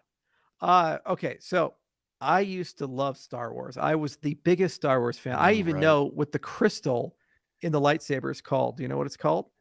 The Kyber crystal? Yeah, it's Kyber's crystal. Yeah, exactly. Okay. So I knew every aspect using Tong, the Kyber crystals, the errata, all the Sith lore, all the Sith holocrons, Darth Bane, all these guys. And so it was like a thing.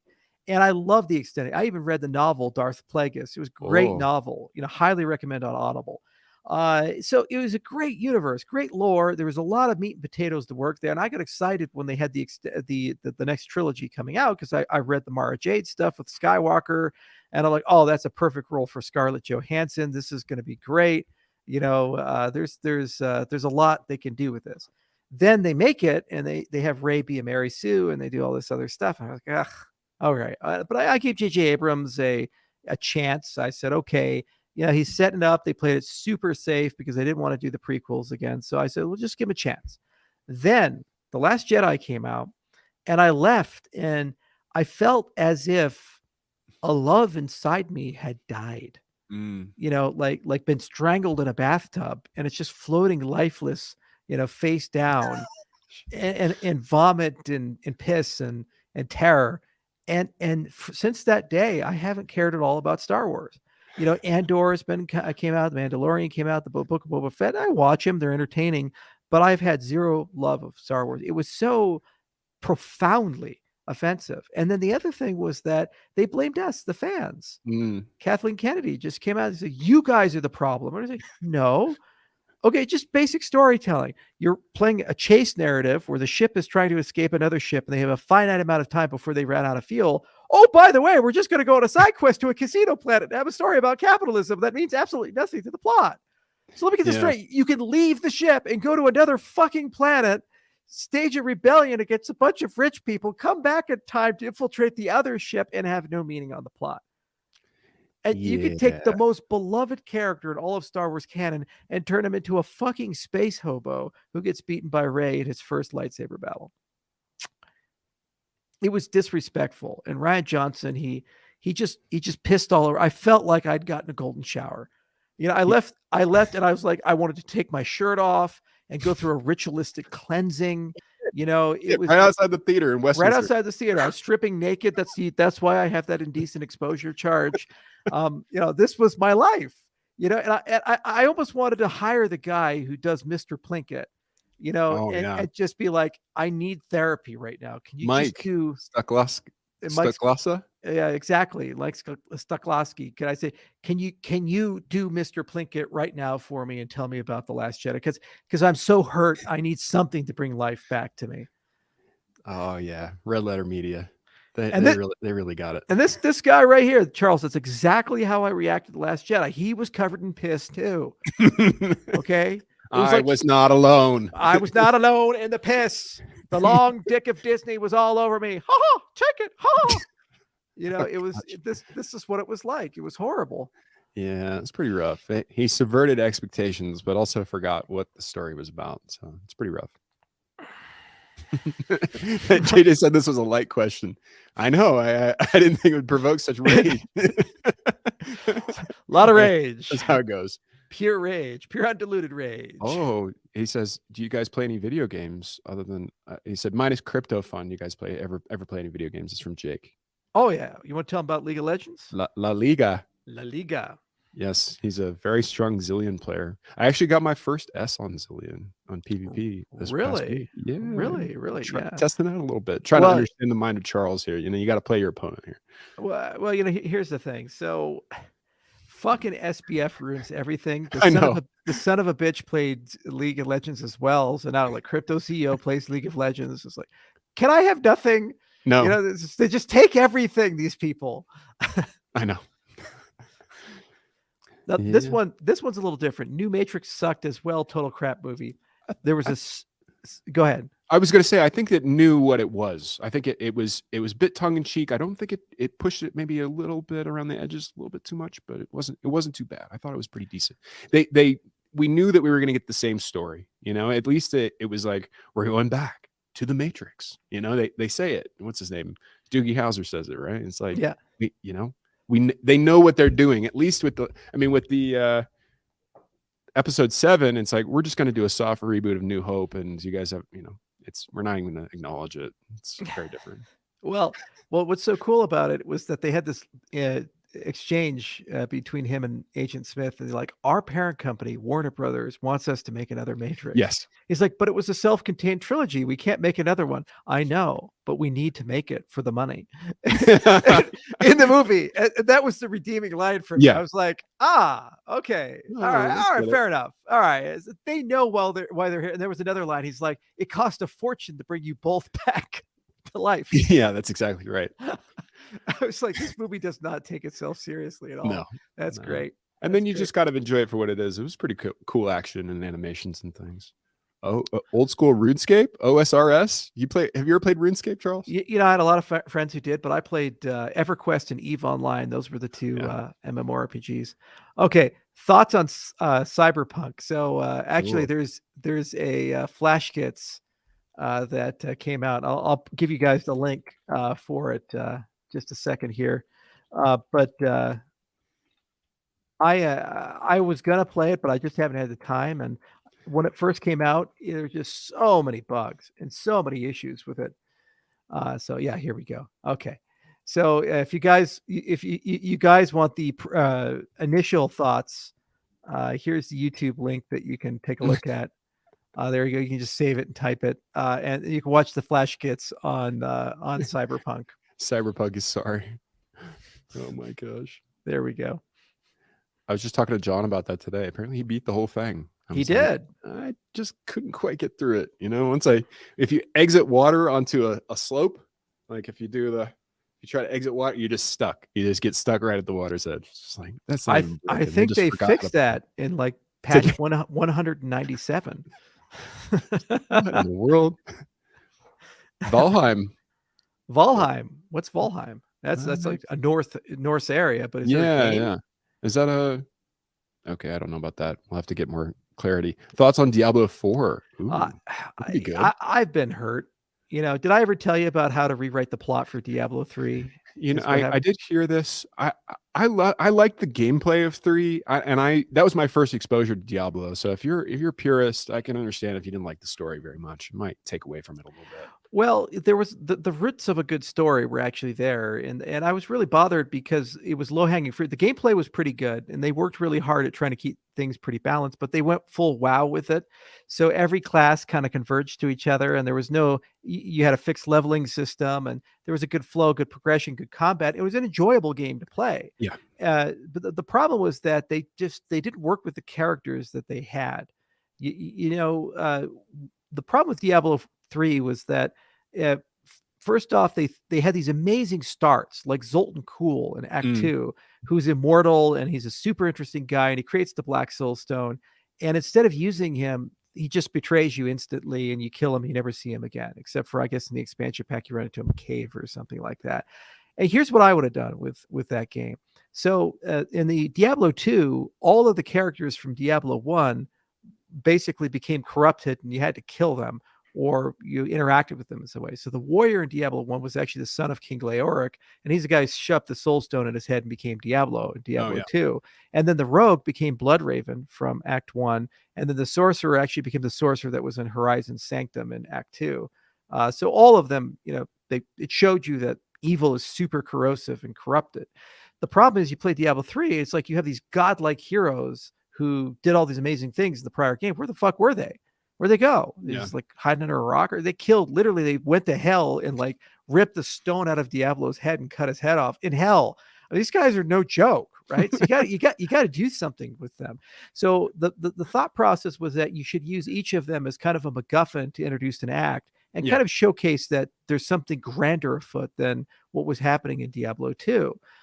So my thought process was that in Act 1, you bring the paladin in, and he's now like blind and he's a bit schizophrenic. And actually, when Tyrael crashes, he's kind of the person who's taking care of Tyrael because he actually knows he's Tyrael, but they don't reveal that. But keep that was a good act. I think it was a good opener. It was very well structured. There was good pacing, good balance. But you need to introduce the paladin and have some sort of sacrifice thing for that to give Tyrael his memories back. And it's a good way to get the paladin to go out.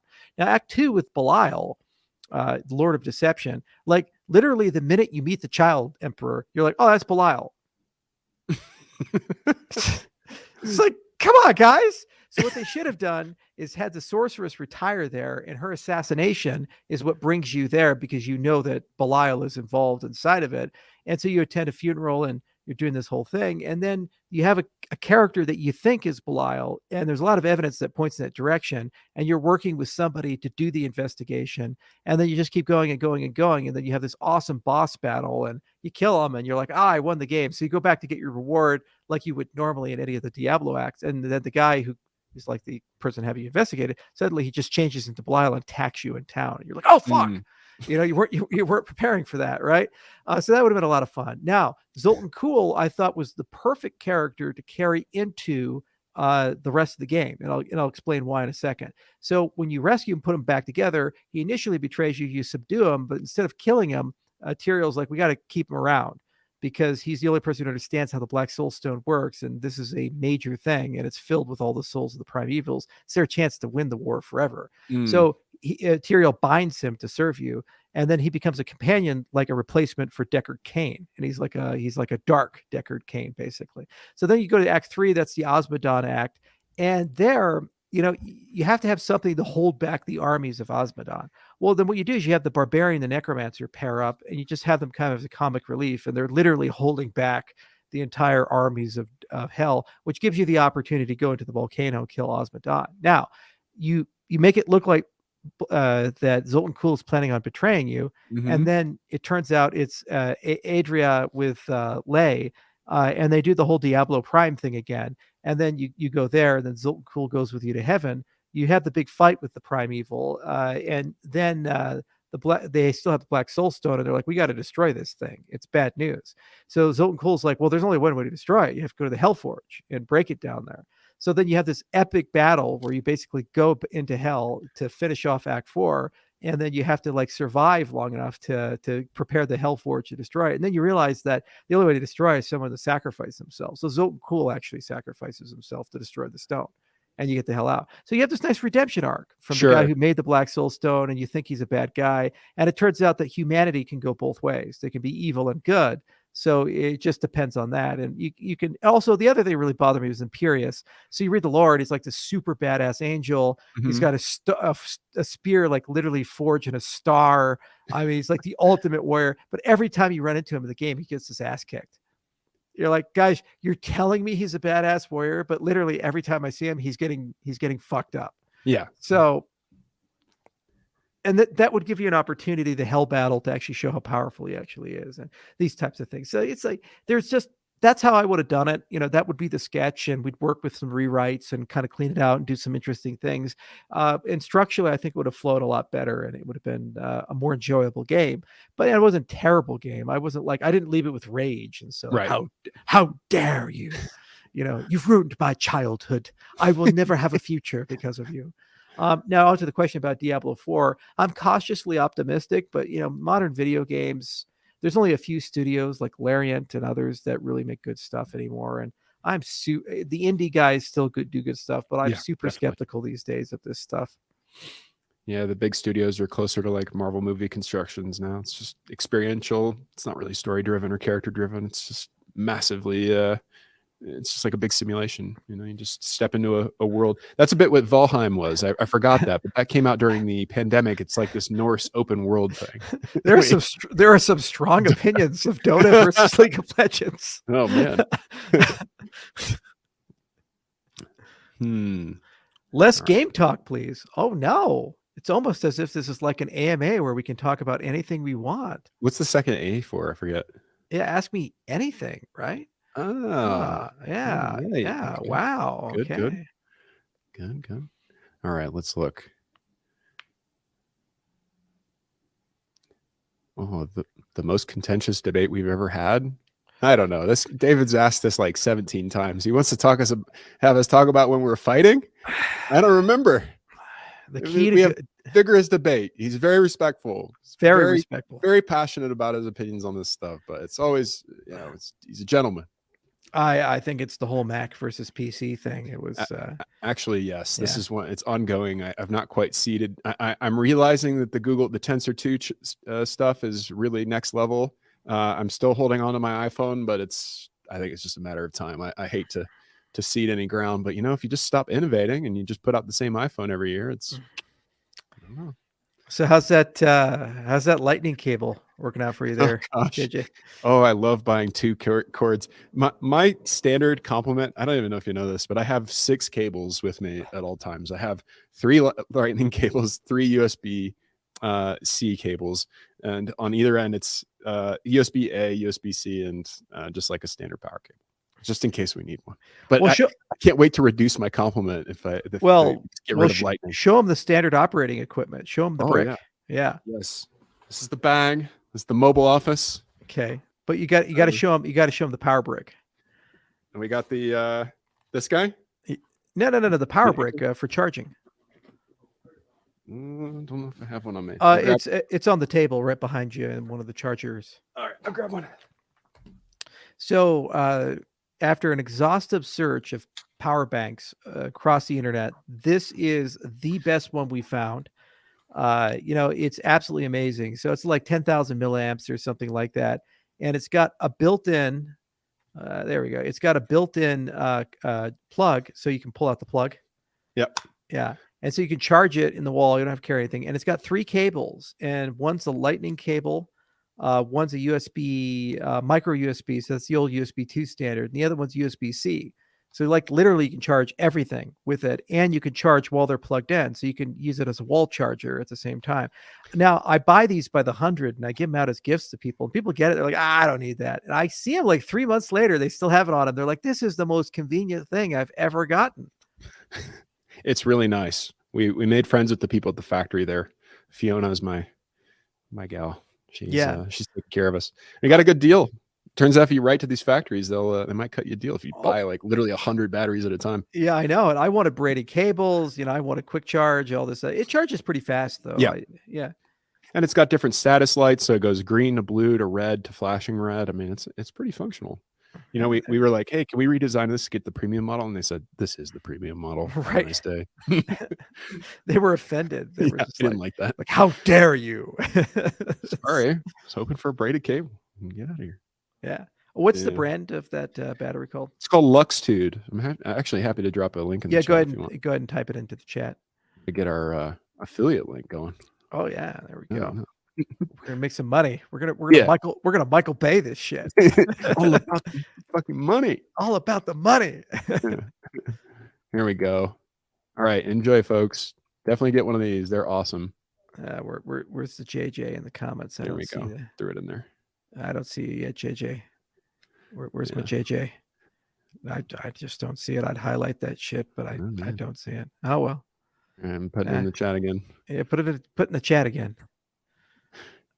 Eder. Come Are you putting it on. in the private chat or are you putting it in I put it in the public chat. I don't public know if chat? anybody can confirm. Luxtude portable phone charger, built-in wall plug. That Ah, one. there we go. There you go, guys. Okay. We are not paid by them. We're not sponsored Yeah. by them. We just love them. Right.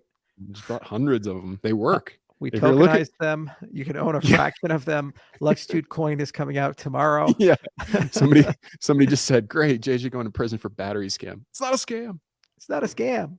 Although I saw this thing floating around Facebook. They're like, you can make your batteries last longer if you boil them. Like, no! No. No! And then you can try microwaving it.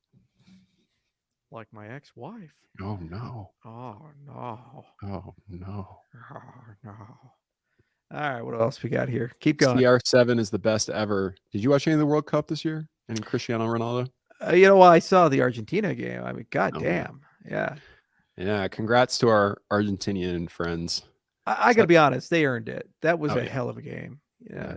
And that was just real hard. Obviously, I was supporting America because that's our team, but we never win. We're bad at football, but there was a lot of heart there. And I think the entire country of Argentina just went on break for like a day. They're like, okay, we done. Right. No, nobody open. Yeah, it's the World Cup. They're like, okay. I'm going to take a break. Yeah, we're going to take a break. It's I'm going great. to take a break. It was good. There we go. My light just died. I had a little portable light here. Oh, that's okay. Best private DNA service to buy or to sell? What are we talking about? Like, are we engineering DNA? Yeah. I mean, what are we doing here? I mean, I'm trying to figure out this whole DNA game you speak of, sir. I'm going to say private DNA. We'll say Colossal. Colossal's doing great work. How about right? that? Oh, okay.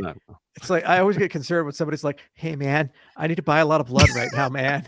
I just need. It's got to be kids' blood. Like, there's no like good younger reason you should need all that younger the blood right better. away. Yeah. Yikes. Like, whoa, what you Dude. doing, man? Excuse me? Yeah. Should we plug the other product, the Anchor conference system? Oh, yeah. This is the other one that we use on a regular basis. Tell them about the Anchor conference system. This is the best $100 you can spend for a little mobile office setup. Seriously, we use this all the time. He's done hundreds of interviews on this, and it syncs on Bluetooth. Anchor Power Conference. Awesome piece of equipment. I literally always have it with me. Yeah. Don't leave home without it. Yeah, a lot of people ask, like, what is the mobile office that I carry? I have an iPad. I have a Carbon X1 Gen 7. I have the Anchor. Obviously, carry a lot of cables and batteries. I have a webcam and an external mic, and that's pretty much it. And with that, I can run a whole company, especially if you carry your YubiKey with you. So it's amazing how much you can accomplish on the road these days. Yeah. Brilliant. What else we got? Let's get some good questions. What do we got? Is the bear so bad you have to do paid promotions? Again, no paid promotions. But they could if they wanted to. They could. We love Anchor. Everything I have here is Anchor. No. Oh my gosh. No, it just we get asked a lot because we travel for a long time and we do a lot of things. And these are kind of some of the behind the scenes logistics of how do you run a company on the road. Oh, yeah. And it took me so long to find the right equipment to do this easily. And once you do, you just become very attached to it. Will your assistant volunteer for your age experiments? Yeah. Will you? Will you, JJ? You want to tell them about the pepper? Get the exosomes right into my eyeballs. I don't know about the pepper. I feel like that's a bad example. Okay, I've eaten a lot of Carolina peppers. I've eaten a lot of Carolina pepper salts. You know, you got to push the limits sometimes. You know, we're not gonna talk about the Reaper pepper. Nah, that's for another time. That's 2024. Maybe if I live to tell the tale. We're still dealing with the side effects. Tell me about this bromance. Well, we were working a ranch in Wyoming together, and I can't quit you. No, I can't quit you, JJ. That's pretty funny. No, I think that the foundation of it, Charles, I started like 2 weeks in, and he's like, I really want to do meditation thing. I'm sure you all heard about the meditation experience last year, but we did a full week of meditation, literally 10 hours a day of that.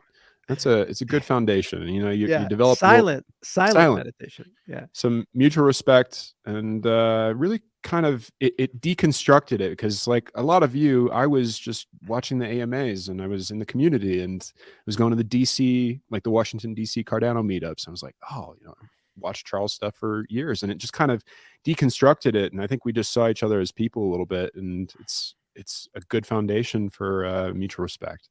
If you ever want to do a meditation retreat, I highly recommend that. If you can do that with a coworker, that's a really, it's a good way to create a good foundation. And we got a little crazy with it. Like I stopped eating for 4.5 days just to do that. And then the other thing is we'd get up early in the morning, like 5-ish, and go outside and sit down in like t-shirt and shorts. And this is a mountain retreat during the winter, so it's snow outside and cold wind, and just silently meditate, doing that nasal breathing with the humming to create nitric oxide for about 30 minutes just to start the day before we went to do 10 hours of meditation and yoga inside the hall. But the fondest memory was that while we were driving up there, I was like, hey, what do you think it's going to be like? And you're like, it's going to be like The Shining with red room, red room. So about 5 days in, we were sitting silently in the hall, and I'm not eating anything, so I'm just drinking fucking tea. And you're like looking, because we couldn't look at each other. It was modest. Modest. We may have been in a prison camp. I don't know. But anyway, I wasn't looking, and I just put my hand up and I went, and you were trying so hard not to laugh, and everybody else can't look, right? And you're just like, and they're trying not to look behind them. They're trying to be focused and intentional eating of this stuff. But there was just one of those moments where the stress was, building a bit. It was hard not to talk for a week. Yeah, that's pretty funny. It's a good memory. Do you guys do shrooms? Oh, sorry. Name of the Shambhala teacher you went to? What was her name? Janet Solingens, I believe. There was Grace. And Grace, yeah, she was great too. Janet was the kind of the main instructor, but yeah, very. And I'm trying to think the director, but great group of people. Formerly Shambhala Mountain Center, now Drala Mountain Center in like Red Feather Lake region in Colorado, just north of here. So really beautiful place. I highly recommend it. When a proper dev document? Mustafa's convinced he's going to keep spamming the chat until we address his question. When a proper dev document? Well, Mustafa, if you can give me a little bit more information about what you mean by dev document, I'm more than happy to address it. There you go. Yeah. Would you two consider AI art? That's an interesting aesthetic philosophy question. What do you think? I think that with a proper set of samples, I think the problem is that it oversamples from certain pieces of art. So I think that some artists look at some of this AI generated art and they say, that's exactly my style. And I think they have a strong argument. I think with maybe something like GPT-4, maybe some future generations, it'll be trained on even larger data sets. And I think there's more of an argument that it's actually novel. But I think sometimes it hits a little too close to an actual artist doing it by hand. But I think that some of it is really beautiful. I think you can't deny that there's some aesthetic value to it, but it's cool. Yeah, there was a big outrage at the Colorado State Fair because the art piece that won first prize was actually AI generated. And all the other artists were saying, "How dare you, man? How dare you?" And it's just like, yeah, well, that's the problem, is that AI can do so many things. And I'm a big believer in the centaur effect. And so you have humans and computers, and when they compete, computers are starting to win. Then you have humans with computers, and you put them together. And when those compete, they tend to beat the computer in all cases, because you get all the benefits of a human and all the benefits of a computer. So AI assisted art is really cool, because you can start thinking, okay, the AI can give an enormous amount of inspiration to the artist, and then the artist can start not from scratch, but from that as a base, and start playing around with it. And those two things together can allow a substantially more creative and innovative thing. The other thing is the sample size of where the art can come from grows tremendously. So over time, you can go and say, you know what? I want to do like a Gothic 13th century, very aesthetic thing inspired by that cathedral architecture. But then I want to combine that with like African tribal art from Namibia, circa 19th century. But then I want to add some stuff from the Grampas, down in the Grouchos down in South America and Patagonia. and their whole artistic style in the 19th The century. vaqueros. Yeah, and then I'm going to connect that to the Chinese, during the Warring States period, and then also, I don't know, sprinkle some fucking French Impressionism, and just put it all together, see what the fuck comes Yeah. out. Yeah, you Okay, could do a little pie chart. It'd be like 15%, just a dash of postmodernism. Make it a little weird. yeah. So it's just like AI generated music or any of these other things, and so AI assisted art is going to be dominating within 10 years. And if you're an artist, you must learn this if you want to stay relevant, because that's your competition now. You're going to be fighting centaurs. Tom has asked this a couple times and saying Switzerland looks for decentralized digital identity. Interested? Well, I think there's a foundation there that might be interesting. Yeah, you have to read it like a Swiss person. You see, they look for decentralized digital identity. Now, first thing you have to ask is it going to be diverse? Like diverse meaning will include cantons like Lucino. Oh, I don't know about that. Yeah. No, it has to include all of Switzerland, even the places that speak the funny languages. Yeah, the Romansh. Yeah. Okay. It's very diverse solution. All of Switzerland can use it. Decentralized ID. Very decentralized. Yeah, we like money too. Money is great. I'm very interested, and we have a lot of great relationships there. But honestly, if anybody's going to do it, it's the Cardano Foundation. They tend to be a little Swiss. Yeah.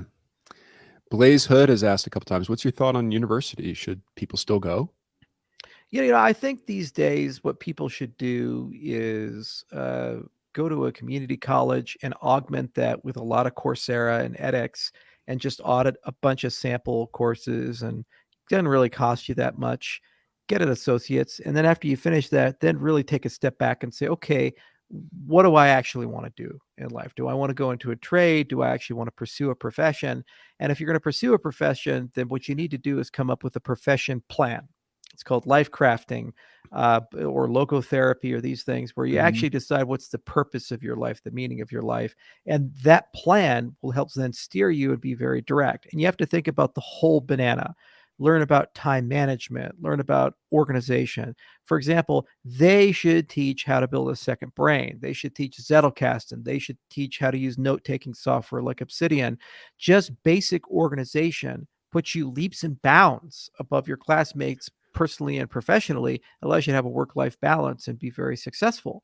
Every university is going to have those basic credentials for the first 2 years, and just do it at community college because it's cheaper, faster. Your Pell Grants will cover pretty much it. You go to college basically for free if you're poor, and scholarships will cover a lot of that. And then you're in a really good position to really make a decision of whether that's still for you. And if it is, then you can go and pursue the other 2 years as a transfer student. You'll have a high GPA, more likely than not. You'll have a lot of transfer opportunities, and then you can graduate from the university that makes sense. And you also have the internship thing figured out. You know what your career trajectory looks like. You've built a mentor network, and you've done all the things to actually pursue that with anger. You're going to graduate with very little debt.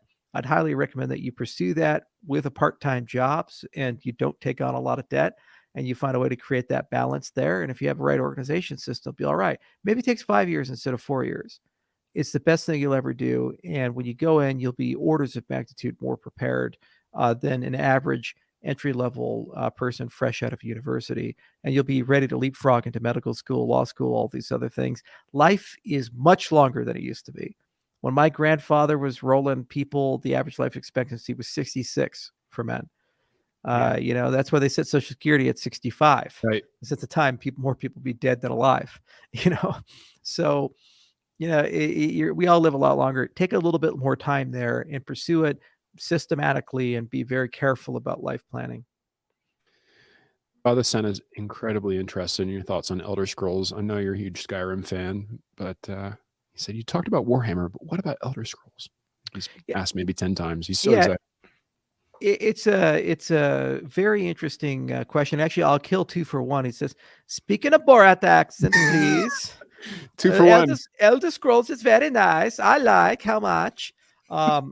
So, what's magical about Elder Scrolls, and by the way, Legends of Valor inspired Todd Howard, to actually make Elder Scrolls. So, I own the IP that inspired Elder Scrolls. Just want to put that out there. But anyway, it's great open game world. I think the apex in high fantasy for the game world was Morrowind, where it truly was an alien high fantasy game with maximum freedom and flexibility. You can even fly in the game. And then things started going downhill for creativity with Oblivion and Skyrim, and mods added a lot back in, but it was built for consoles. It was built for casual gaming, and there's a schism in the community now between Morrowind and the rest of the bang. But that said, it is the gold standard for large open world fantasy RPGs.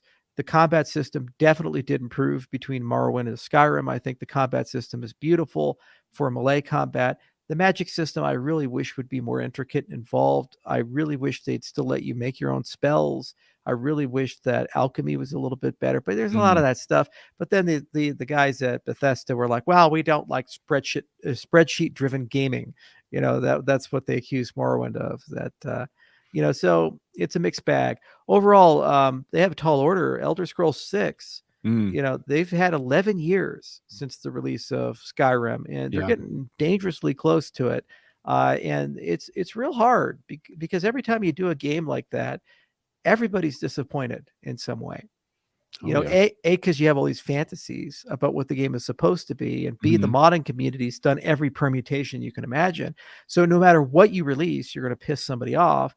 And then also you have to tell an interesting, creative story that people like.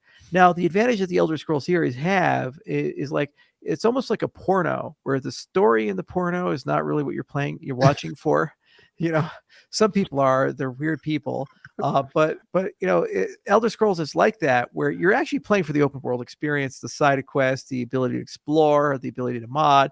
Yeah, there's some dragon thing here, and you got to save the world, and you're the Dovahkiin, all that. Whatever. Okay, whatever. Pizza delivery.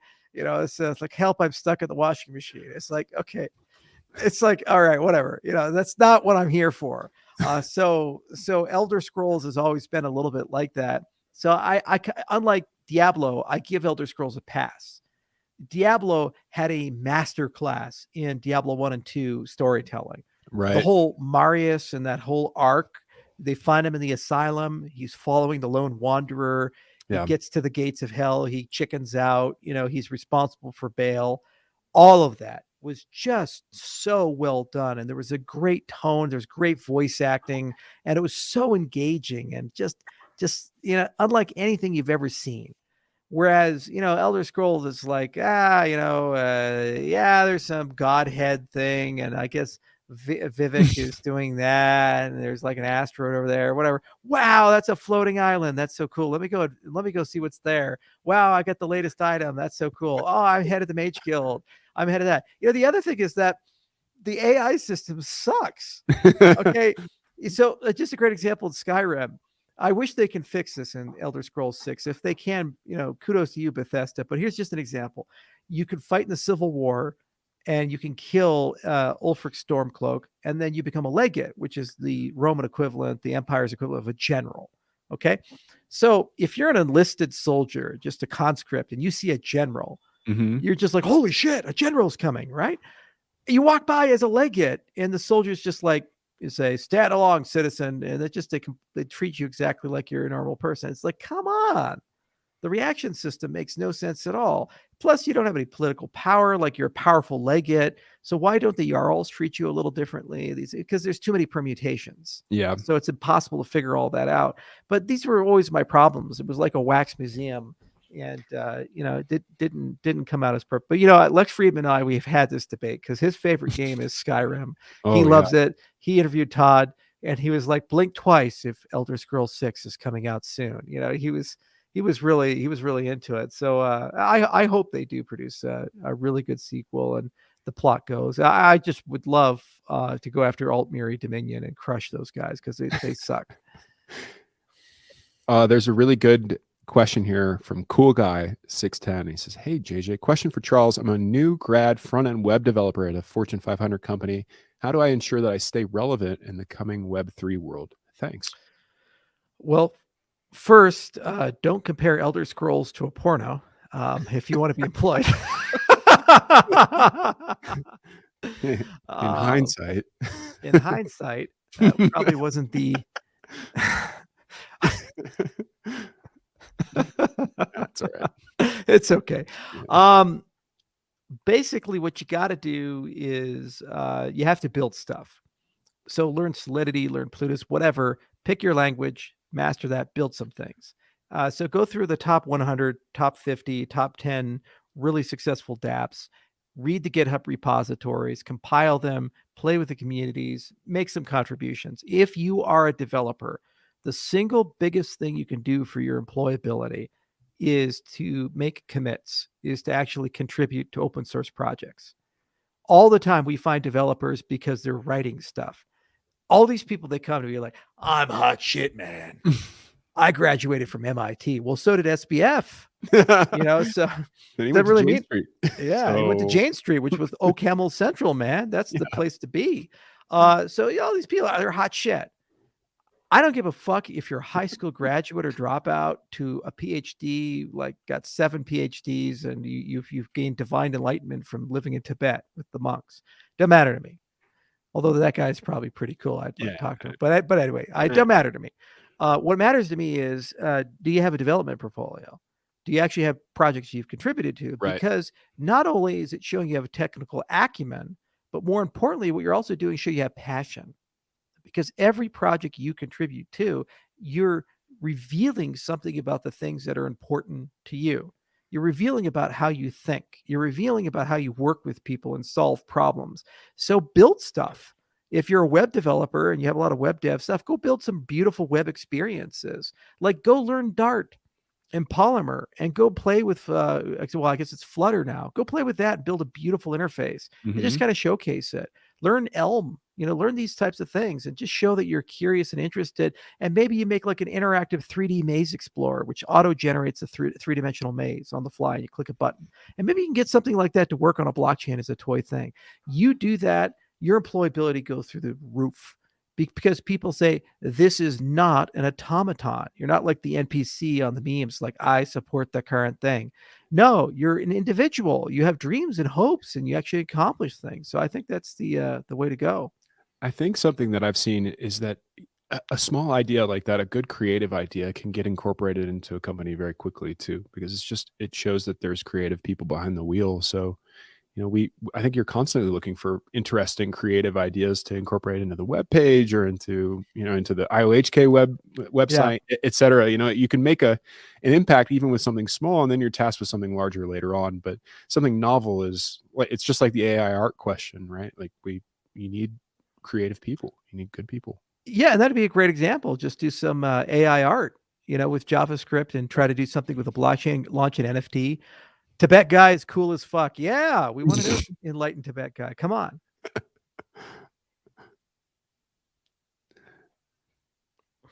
Oh, should Lex? Oh, go ahead. Eat lab made meat. Exclusively, it was identical in nutrients and taste. First off, it will never be identical in taste. This is a bison ranch you're talking. Okay, bison ranch you're talking. Second, even if it was identical in taste, fuck no.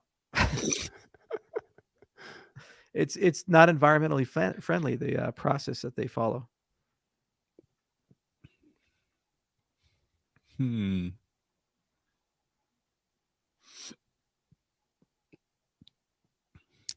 So Derek has asked a couple times about Ben Goertzel and whether or not SingularityNet should work with Boston Dynamics. Could you see a potential collaboration there? I mean, that's up to Ben. He's got Yep. a boatload of stuff on his plate, and Ben's got to finish that stuff. He's got to clear his queue. I'm cutting things down. Like I put Nessie's on hold a little bit so I can get some of these projects done. And there's a boatload of stuff we got to do in Cardano. Like I got to get SIP 1694 out, the sidechain plan out. We got to get a lot of that Basha work out. We got to get Genesis out the door. It's fun to work with everybody and do everything, and I wish we had it. But I think SingularityNet's at a point where they've made a lot of commitments and they have a lot of good people. They just have to work hard to get that stuff cleared. And then I would love to see them apply that framework to as many people as possible. That's great. They always have cool demos. Yeah. Boston Dynamics is great. Oh, yeah. The bipedal stuff now, just jumping off platforms. I really can't believe it. It comes so far. Oh, I can't wait to get a bunch of worker bots for my ranch. When we get the glow in the dark spruces and firs, I can have arborist bots, and then I'll turn them on. That'll be like, "What is my purpose, Father? You plant trees." And it goes like the Rick and Morty Butterbot. No. It's gonna be total Ikigai Kodawari. It's gonna be like so Japanese about it. Be like, "Then I shall be Zen with the trees." Yes. I saw we started this pretty interesting series it's based on a book by William Gibson, the guy who wrote Neuromancer. It's this Amazon series called Periphery. It's actually pretty excellent. It's about robots. Aren't they making a Neuromancer thing? I wouldn't be shocked that like I looked into the plot for that. I couldn't. It's really intricate. It's terribly interesting.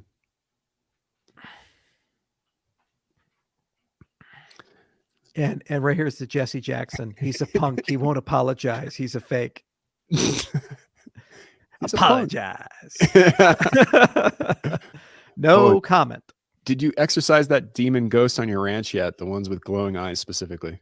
I'm working on it. I talked to a shaman, and I talked to a druid and a New Age Wiccan. I also talked to a priest, and I talked to a Kabbalist Jew. Yes. So we've been going through the whole gamut. We're coming up with a whole exorcism plan for the battlefield. Demon got all of them, but we'll get new folks out there soon. Oh, absolutely! More blood for the blood god. Oh, God. By the way, if anybody wants to come to my ranch, you're more than welcome to come anytime you want. Okay. Go out to the trees and just sit at the bone pile, and we'll meet you there. We'll meet you there. You'll find some integrity. That demon was freaky. It was. Were you there at the ranch when we had? I was. I saw it. I said, I don't like that. I'm yeah. gonna go inside. The craziest part about it was that I felt like, because I didn't see it until I saw the video, but I felt like I was being stalked when I was heading back to the house, and I thought a mountain lion was following me, and I was just kind of looking around, and it's like, what is that? I'm being stalked. Yeah, it was a Wyoming Slender Man. Skulls for the skull throne. It's actually a misnomer. I do not have a skull throne. I have a rib throne. It's very hard to build a stable platform with a skull throne.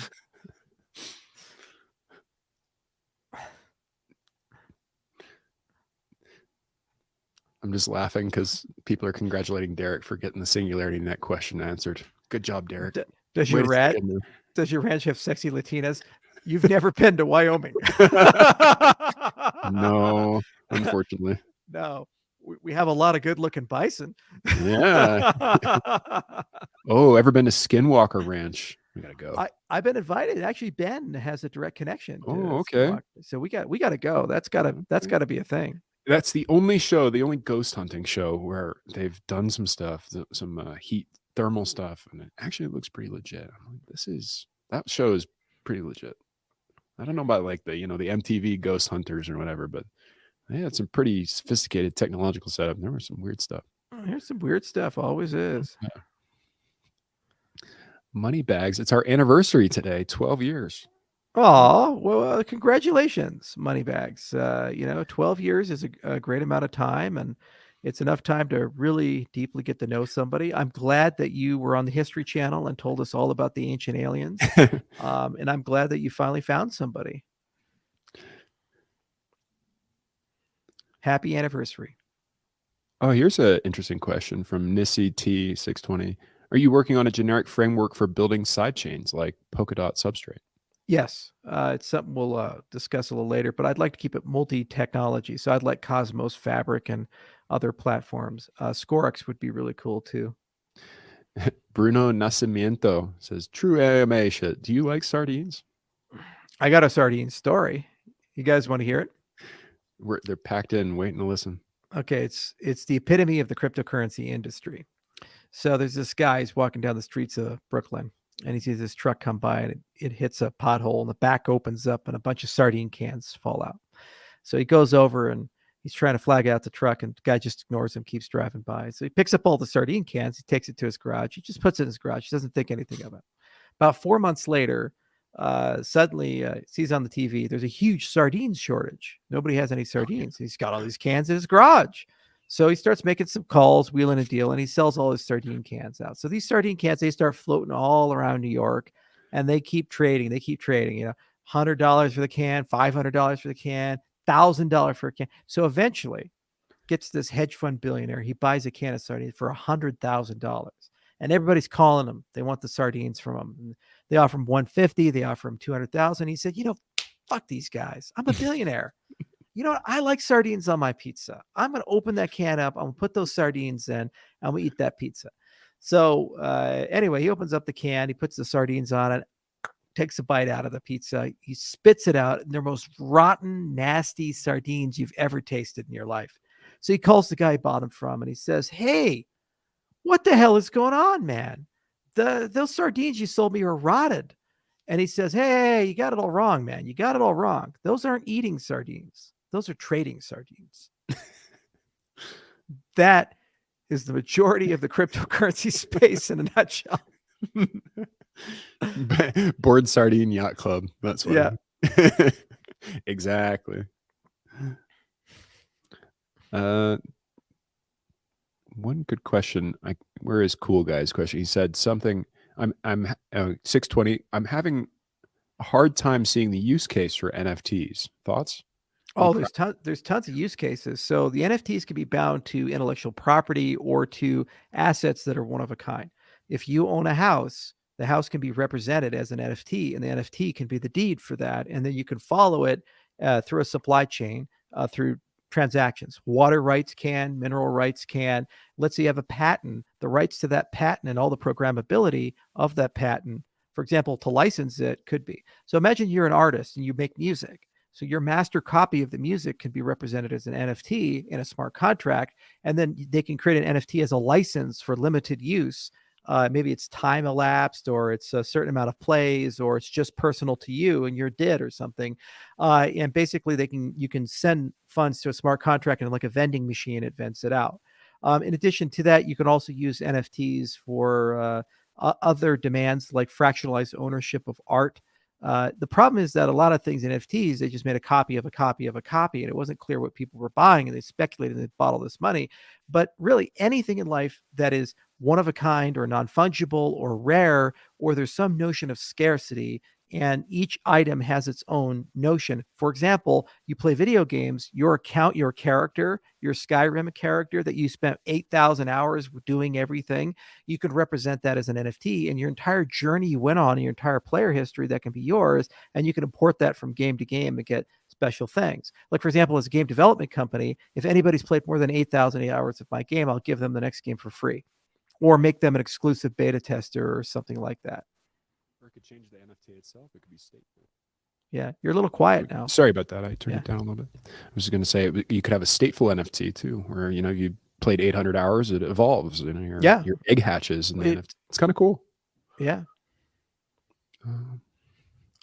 This guy. I want to hear more about the Iceman Amsterdam waffle NFT for fractionalized ownership of waffle chain. I did not have relations with that waffle. It was delicious. Oh, yes. Did you supplement your sodium electrolytes during the prolonged fast? This guy here even made me the fasting salt drinks. It was very sweet. It was hard. Oh, yeah. Just like taking a big swig of salt water, nothing like that to keep your fast going, right? Yeah.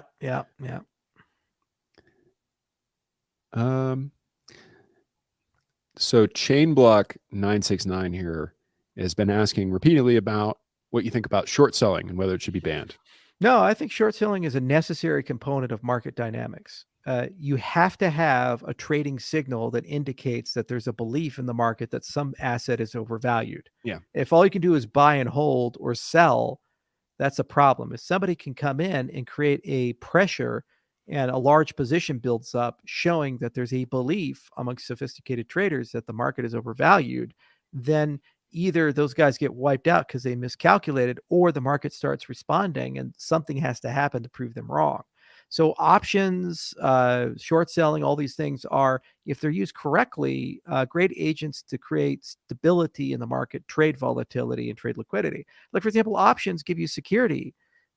If you buy a put, you think the price is going down, so it gives you the right to sell at a certain price point. If you buy a call, it gives you the right to buy at a certain price point. Just having those things can create floors and ceilings for how much loss or gain a person can have, and it's very reassuring. Let's say you're a producer of oil. It's very important that you augment your portfolios with things that give you hedges in the event that your portfolio goes to nothing or goes way up.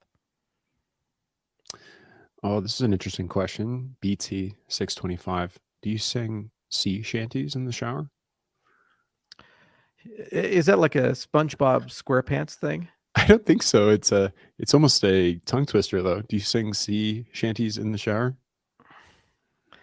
Yeah, no, I don't. I don't know what that means. I'm very scared. Does crypto recover? Yeah, Have you ever seen this before? This cyclical thing? yeah, 7 times. I got the scars to prove it. Oh, are you back on solid food again, Charles? Did you celebrate with a bison steak? Yeah, I went from water to cat food, and then maybe they'll give me the hard food one day. All right, ask me one more question. Let's end this on a good one. Okay.